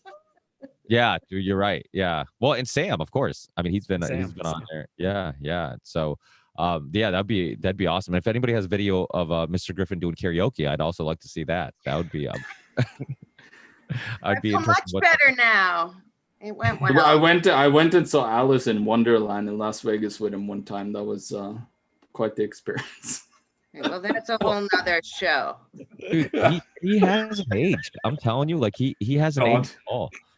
Oh, you should see him. I've been up at his. He has a beautiful place up in Paso Robles that sometimes we've had the Congress for Freedom Force at, and he's just up there. Like, he actually is the one, like the host, that sets everything up and all the tables and everything's like, Ed, do you want some help over here? Like, he's like a machine, but it's like he's an extremely social guy, and he's been very healthy. He's always been focused on that. So he's really a lead by example type of guy. And maybe that's good news for all of us, that we'll have this karma for us putting ourselves out there to be attacked and exposing stuff like he did. He took a huge risk that he was never taken out. Yeah, you should watch those Yuri Bezmenov interviews from the 70s, man, when they're all, it's between the footage and the way they're dressed, and you're listening to it and you're like, holy shit, if our parents had been listening back then, we might not be in this mess. We're talking about some reality, talking about subversion of populations and how you would do it and everything. It's like, oh my God, it's like the playbook for what we're living through right now. Yeah, and he was, alternative medicine. I mean, this guy, I know he's kind of really well known for his book on the Fed and whatnot, but he was talking about alternative treatments. I'm gonna get kicked off YouTube now. Alternative treatments to cancer and all types of things like that. Like, way before, before I was born probably. And so it's wild how long he's been talking about these things. Like, it's like stuff that a lot of people are just waking up to now. Like, I was like, no, this isn't new stuff. Like, there's been researchers who've been, doing this forever. They just didn't have the resources that we have now, to go do a YouTube video that might go viral, to do a podcast and whatnot. So it's, my hat really goes off to these guys who were doing this for so long and really continue doing it, even though it was much harder to get a message across back then than it is now. We Also, talked the about ridicule, the abuse that you get for telling the truth by like powerful people. I mean, I just started, obviously I'm not no pro at this, but I just started doing it. I'm a big researcher and writer and I like history. But I mean, the abuse you get when you're just trying to like share literally facts. Well, you got to listen to Rogan. Rogan, one thing that he said, and it's so true: don't read comments. Like it just don't. I know. I can't not yet. I'm not there. Yeah, like you'll get to a point where initially in TruthZilla, I don't know how you guys have been doing it. Like I know you kind of your podcast is fairly new, and Charlie too actually. So have you guys been good at like not paying attention to that stuff? Because you guys are both similar to myself, but like outspoken on social media. It's not like you you kind of stray away from like putting out your opinions and perspectives. Have you guys is there any tricks to the trade? Have you learned to not read shit, or you're like, fuck it, I have thick skin, I can deal with it, I'll argue with people, I don't care? I don't know how thick my skin is, but I definitely don't take it lying down. I get pretty fiery about I here's the thing. I'm all about a different narrative. I'm all about a different perspective, and come to me with different information, because we've talked about this many, many times. We want to be in our own echo chambers, right? But if you don't come to I'm an administrator of our, content. So if anybody, I will catch that stuff in the daytime, people getting out of line, getting super disrespectful. When it crosses a line into disrespect, I let them have it. I need to develop thick skin, and I need to be quiet. In fact, it's really interesting. It was like the last couple days I went back and forth with someone on YouTube over, I think it was when you were on the Liberty Advisor, Mel, and someone said something that I didn't think was cool about the whole interview. And so I just let them have it. And then they started to go back and I just unloaded. So that's just how it goes. Yeah, I have the thinnest skin in the whole world. I really do. So I wasn't prepared. And you're in Hollywood, Mel. How does that even make sense? Well, I honestly, I'm one of the few people who actually had a job in Hollywood. So I worked like 15 hours a day and I kept my head down. But no, I guess I have but that's the thing. I have a thick skin when it comes to being rejected by Hollywood, but I have a thin skin being rejected as me. You know what I mean? It's I'm fine. I've worked hard enough on my class and education and everything. If I walk into a room and I get rejected or they don't like my script or whatever, it's fine. But when people are attacking me, it's a whole different game. Well, and I don't know. You know what I learned is that, I read a book called The Four Agreements, and one of the rules in there is like never take anything personally. And because it's always the other person's paradigm, that they attack you. I was hackled at school for like 13 years, so I've got a really thick skin. And like me and Josh, like constantly get like, I got death threats and got called all kinds of names, over the time. But for me, it's like that rule is like never take anything personally. It's the other person's problem with you, unless it's actually constructive criticism. I've gotten a lot of that too, which is great. The way you portray yourself and all this stuff and what you say and so on. So that's totally fine. But when it comes to the personal attacks and all that stuff, it's basically when they don't have an argument with you, they gotta attack your personality, right? So, yeah, and honestly, sometimes it is a personal thing. I mean, I play a lot of pickup basketball all over, the area and in cities and whatnot. Well, I don't now that much, but I did before everything got shut down. And sometimes you see the kid who's constantly getting in fights with people, like physically or just arguing. You find out about like their home lives, and they come from a broken home. They come from their dad was abusive. Maybe their dad's not even around. Maybe their mom was a drug addict or whatever it may be. And you realize like, okay, this is like, I'm taking this personally as in like, this is disrespect towards me, or this is anger towards me. But the truth is there's just anger in him. And I just happen to be what's in the way, and I just happen to be the target for today, but it's an internal issue. And I kind of look at everything like that. Same thing with online. I'm like, I don't know who this person is. Maybe if I sat down and actually talked to them and they weren't behind a screen, they might be much more reasonable. Maybe they wouldn't be, jumping to conclusions and whatnot. I've been called. I've never once had a guest on to talk about QAnon, and I've been called a QAnon follower a billion times, and I'm just like, how? I'm like, I've never even like. But it shows that like it's just like you said. It's in many cases it's just somebody getting personal or trying to throw things like that at you to label you because they don't have an argument. Like I'll disagree with people all day. I love my ideas being challenged, because if I struggle to verbalize how I feel on something, that means maybe I should think this out better, or maybe my stance on it isn't the right stance, you know? So my ideas are constantly changing, and I'm not married to anything, you know, even what a lot of stuff that you asked me today, like even on some of the current event stuff we discussed, like, okay, do you agree that this is correct? And I'm like, yeah, right now, but I'm open to hearing somebody from another perspective, as long as they're open to, you know, having their ideas challenged too, not just challenging ideas, but having and that's the biggest problem, is everybody's willing to challenge other people's ideas. The second you challenge their ideas, they get defensive, and that what causes basically a non-productive conversation. The ones that get me are the comments that are just so unbelievably stupid that you feel obligated for humanity's sake to argue back with them. I got a comment from some dipshit Antifa girl on Twitter this weekend that was like, dude, what are you talking about? Antifa is just an idea. And I was like, okay, here we go. So I will get drawn into those fights from time to time. You know that was actually Greg's second account, right? Greg Palast. Just kidding, Greg. I love you. Oh, come on again. Yeah. Never, but hopefully he'll come on again. But He's those are fun. Really great those guy. aren't personal. Those are just like, Greg's you know, actually another OG. You know, he's another guy who he's been around. Some of his old documentaries, you know, Vulture, you know, about vulture funds and you know, the best money or the best democracy money can buy. Like, he really has been doing it for a long time. So I mean, obviously, I'm kidding. You know, he's a legit guy. He's done a lot of great work. I mean, it just but like anybody, my where I stand politically has changed over the years, you know, and that's fine.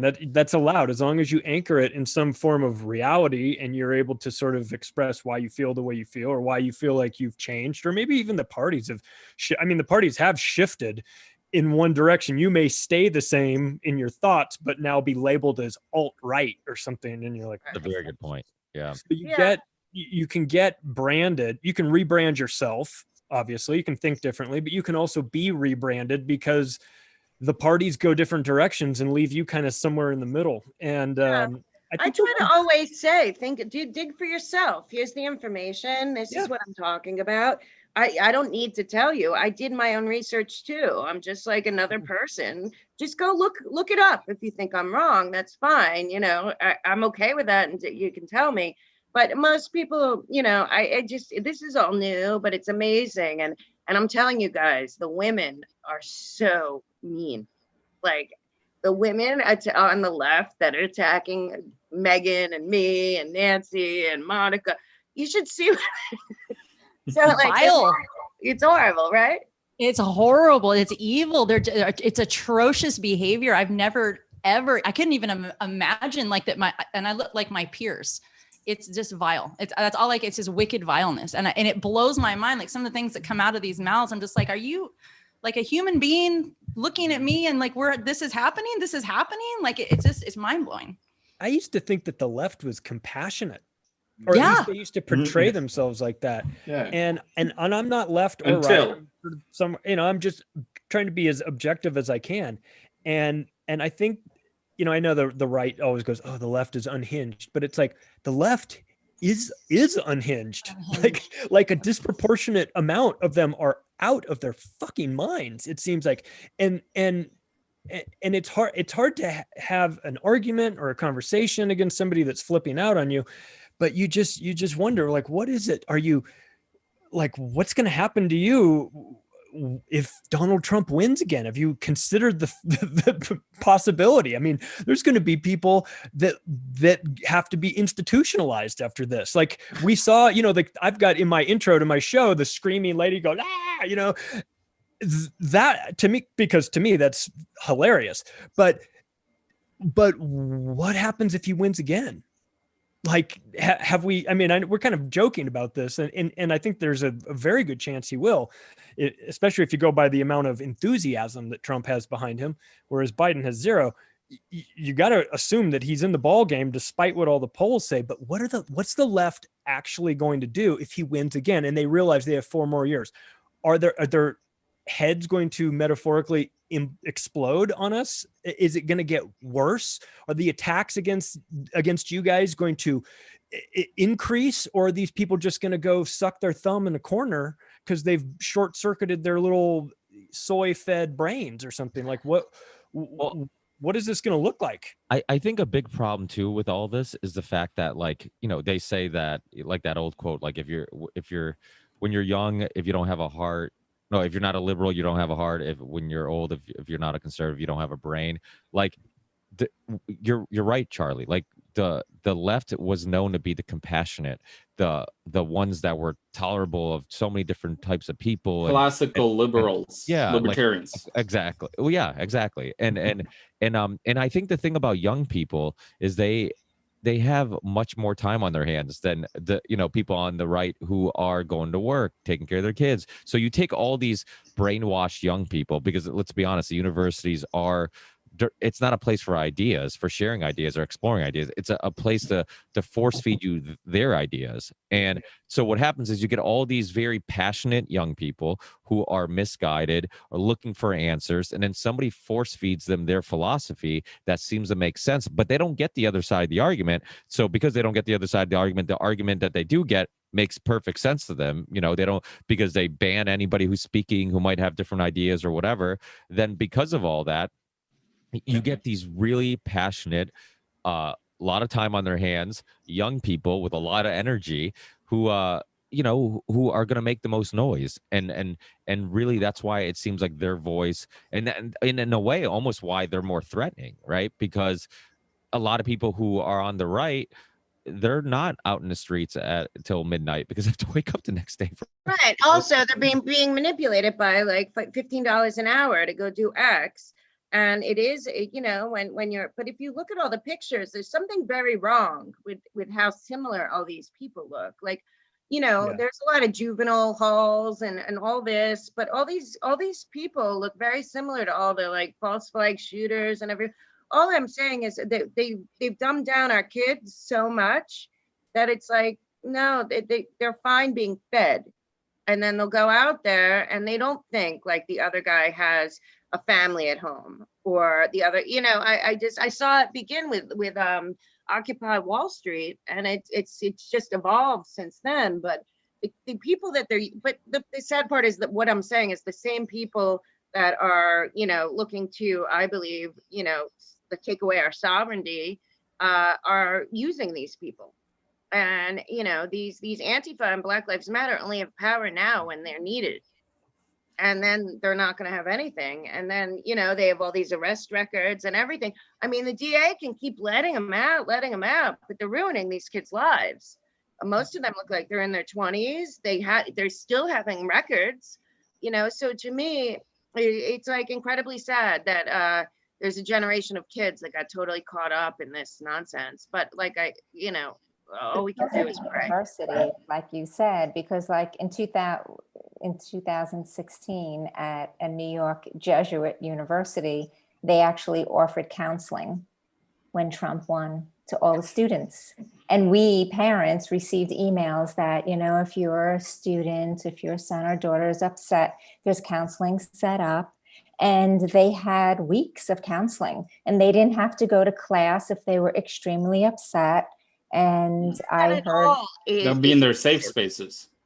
Right. And then they were dragging the flag on the floor in the cafeteria.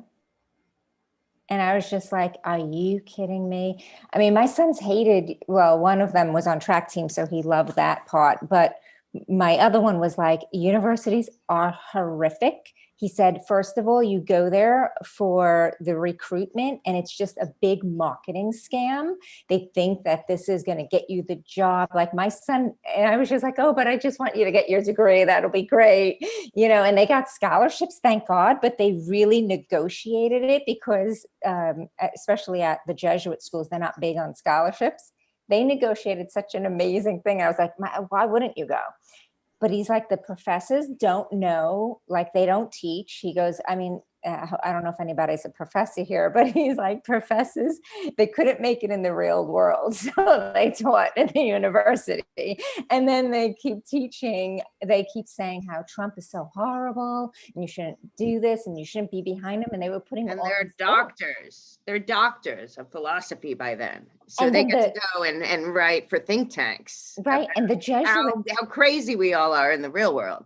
And the Jesuits are really, I mean, they're a little out there. And I hate to say it, you know, it's not like St. Francis and back then and Ignatius. It's kind of separated from there. So I could just imagine what will happen if Trump wins and if the school is closed. Like I just heard Iona College closed because they had 60 new positive cases. So now everything's remote. So what happens if the students at the university are remotely learning?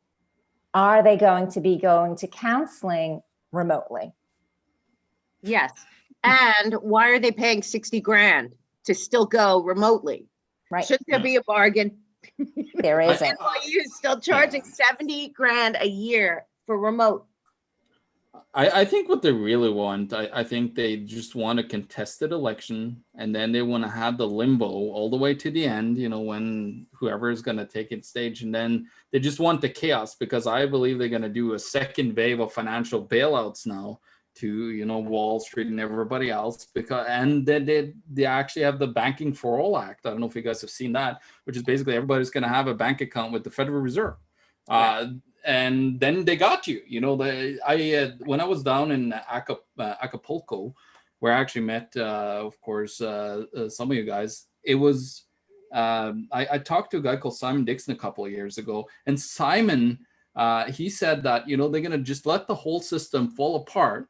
And then they're going to be like, hey, come over here, you know, come over to the Fed Now coin. And just, you could lose everything over here in the regular system, but then you can get all your money back if you go to our electronic system and become a full slave. Right. Well, that's what I'm thinking about New York, that they're trying to destroy it, get everyone out that they possibly can, and then rebuild it as their smart city. And then it'll just be like workers from Amazon, workers from Facebook. Everyone will have their own neighborhood. Well, those smart cities, Mel's brought it up quite a few times on these shows. If you look into it, it is legitimately scary. I mean, you're talking about having sensors all over a city. They know if you're littering, they can send you a fine in the mail if they know you're littering. Well, I mean, they can keep track of everything. If you're not wearing a mask, if they end up mandating all these, so all these mandates and all these ridiculous rules and regulations, like it just makes it easier for them to fine you and screw you, you know, and that control you. Absolutely. So it's I know it's you know, the on quite a few shows I've heard even other people talk about them, but I'm like, I think people don't understand like how scary it really is if you look into it. But yeah, believe, sorry to interrupt you, but like okay. I've been in telecom for like 21 years. That's actually where I got educated back home in Norway. And like I looked at the 5G white papers, and it's like total totalitarian control that they can implement. They don't talk about that, of course. There's, you know, all the great things that you can do. But then you look at China. I did a great in-depth research on China, and then did a presentation at a Red Pill Expo about it. And just the total control that they have with, you know, I look at these AIs and algorithms that they put up on cameras. Like now they have, you know, emotional recognition in schools in China, where, you know, like if they see somebody reacting to the teacher and they are not doing what they want, well, now you're going to get a downgrade on your social credit score. Customer credits. They say that they have that already. I'm sorry to interrupt, but they say they have that already in New York City on certain billboards and stuff that we don't know about, obviously, but that they can track your response to a, well, you know. It's very simple to integrate its stuff. Like it's all software on top of the current CCTV feeds that we get in. So it's not that like it's impossible here. It's, you could just evenly take any CCTV camera out there. It is, you know, now there's privately and publicly, there's, you know, millions of cameras everywhere, here in Manitoba, everywhere that I go. And then you could just implement software on top of it. And now we have the software layer with the AI and everything running it. And now you could start to implement that whole, you know, wider range of totalitarian controls. Through that system. Here, I have a lot of people send me stuff because they know I do this podcast, and I had some random fans send me a link to a bunch of hidden cameras on like power lines, And Of course, you could hack it. Yeah. Yeah, and they were just like you could see live TV, like people's houses and backyards walking around, and I'm like, anybody can just go into this and see. I'm like, this is Yeah, they gotta protect themselves. Like people I put up cameras for people all day long, and they don't understand that they need to really protect themselves with a good password on those cameras, or else they're totally screwed. Or just even like don't have it off grid. Like don't even like, because as soon as you plug it in, either China or South Korea or the US, whoever owns the equipment, is gonna have eavesdropping from their agencies into you. Well, guys, I know we've been on for a while.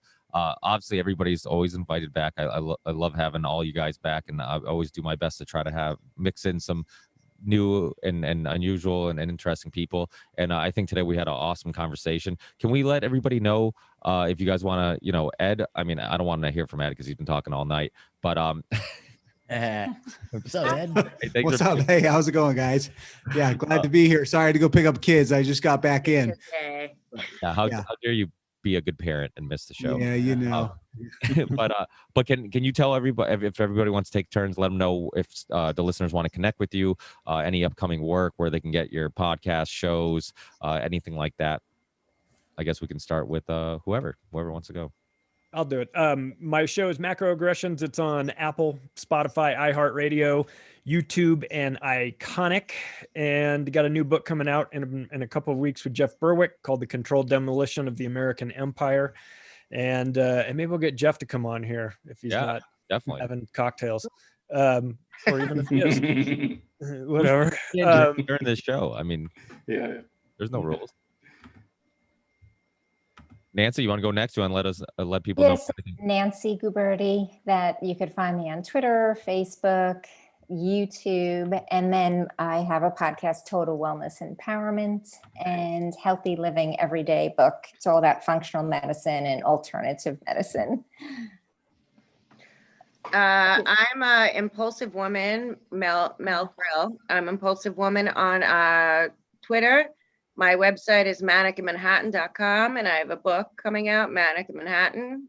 And I love this. I love everyone here. God, if only we could just be the microcosm that is the world.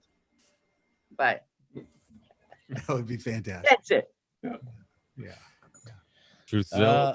Yeah, sure. Yeah, so we're TruthZilla or TruthZilla Podcast. We got a YouTube channel. We're on all the podcast players. Follow us at TruthZilla Pod on Twitter, and then TruthZilla on Instagram and Facebook. Yeah, hit us up. We're pretty accessible, and we have a good time. Thank you. Yes, you do. And John, you want to? Yeah, you could find me at theeconomictruth.org. Everything that I do is on there. And then I actually posted in our chat if you guys want to join us, because me and Tim, we have our crazy Discord channel, because we went off of Facebook and everywhere else because we know what's coming. So we actually have like 200 something people there now where we talk economics. And I literally post articles every day that people need to know about. And we have some really great conversations on money and economics in there for those of you who are just wanting to, see what's happening in the world on the monetary side. And then, of course, if you want to participate, you're more welcome as well, because we love having opinions in there, and we got some really fantastic people that are just rocking it in there, and we're changing communities around the world with that chat. Literally. Yeah. Well, we have a Union of the Unwanted Telegram also. I'll send you the link to that. Everybody who has ever been on the show gets to join, and it just keeps getting bigger, and people really, really enjoy these shows. I mean, I'm getting so much positive feedback. People are excited about this. I think the idea of bringing interesting people together and just, I never know how to start these things. And I know like all I have to do is get it started, and then it just kind of goes on its own, which is why I always suck in the beginning because I'm like, well, who do I talk to? What do I say? But I know once it gets going, it's just like, and people are really enjoying just being exposed to different people. I mean, there's been so many people who are like, I didn't know about these guys. I didn't know about that guy. I didn't know about, and it's happening for us too, the people who are the guests on the show too. So people are being exposed to a bunch of really fun and interesting people. And I mean, we're all in this battle together, regardless what different opinions we might I said it too in the chat that I'm going to rant for 20 minutes, even though I'm trying to wind this down, and I'm doing it. I caught myself like, Ricky, shut up. But anyways, you guys hear me talk all the time, but Thanks again, guys. I really appreciate it. I'll let you know when the next one is, and hopefully some of you guys, if not all you guys, can join us. And I'll be sending you the links to the video and audio to share anywhere you want. It's all open source, so share it anywhere you want, post it anywhere you want, and hopefully some people on the show connect like they do after every show. Thanks, Thanks, Ricky. I mean, you put together everyone here. You know, the good part about your show is everyone. You know, everyone's a good person. You know, these are all good people. He's the social chairman. You know, of the fraternity. Yeah, but you know, where you really weeded out like people that really do care. You know, and passionate and different personalities. But you know, everyone here is that shows up is a good person who has something to share that matters. It really is. I mean, I do it in my personal life. It's funny because my friends will say, they're like, oh, if they're a friend of Ricky, they have to be halfway decent. And if every once in a while somebody will sneak in, I'm like, he seems normal. And then you're like, what happened to Joe? I'm like, oh, fuck Joe. Joe's crazy. He's never coming out with this again. You know, so you know, I think it's important that all this is going out on a bunch of other platforms too. That like, you know, Ripple Effect podcast, Ricky Varandas, the man behind this thing. Like, you guys go support Ripple Effect big time, man. Oh my gosh. Yeah, no, it was you know, we're all a part of this. It's been help from, you know, from Charlie, Sam. I mean, I know, you know, having those guys, and then obviously Mike, who's usually with us from the OBDM podcast. You know, you know, everybody just has been a huge contributor of all this. You know, we're all a part of it. I mean, everybody who joins the conversation is equally as important as everybody else. So it's like we're all a part of this, and I couldn't do it without you guys coming on, because then I'd be talking to myself. So so thanks. Thank you so much. That was such a Yeah, pleasure. Everyone here it was was awesome. really, really amazing. Thank you, everyone. Yeah, Bye, Thanks, guys. Hey, have a great night. Keep in touch. Take care. Yeah, have a good night.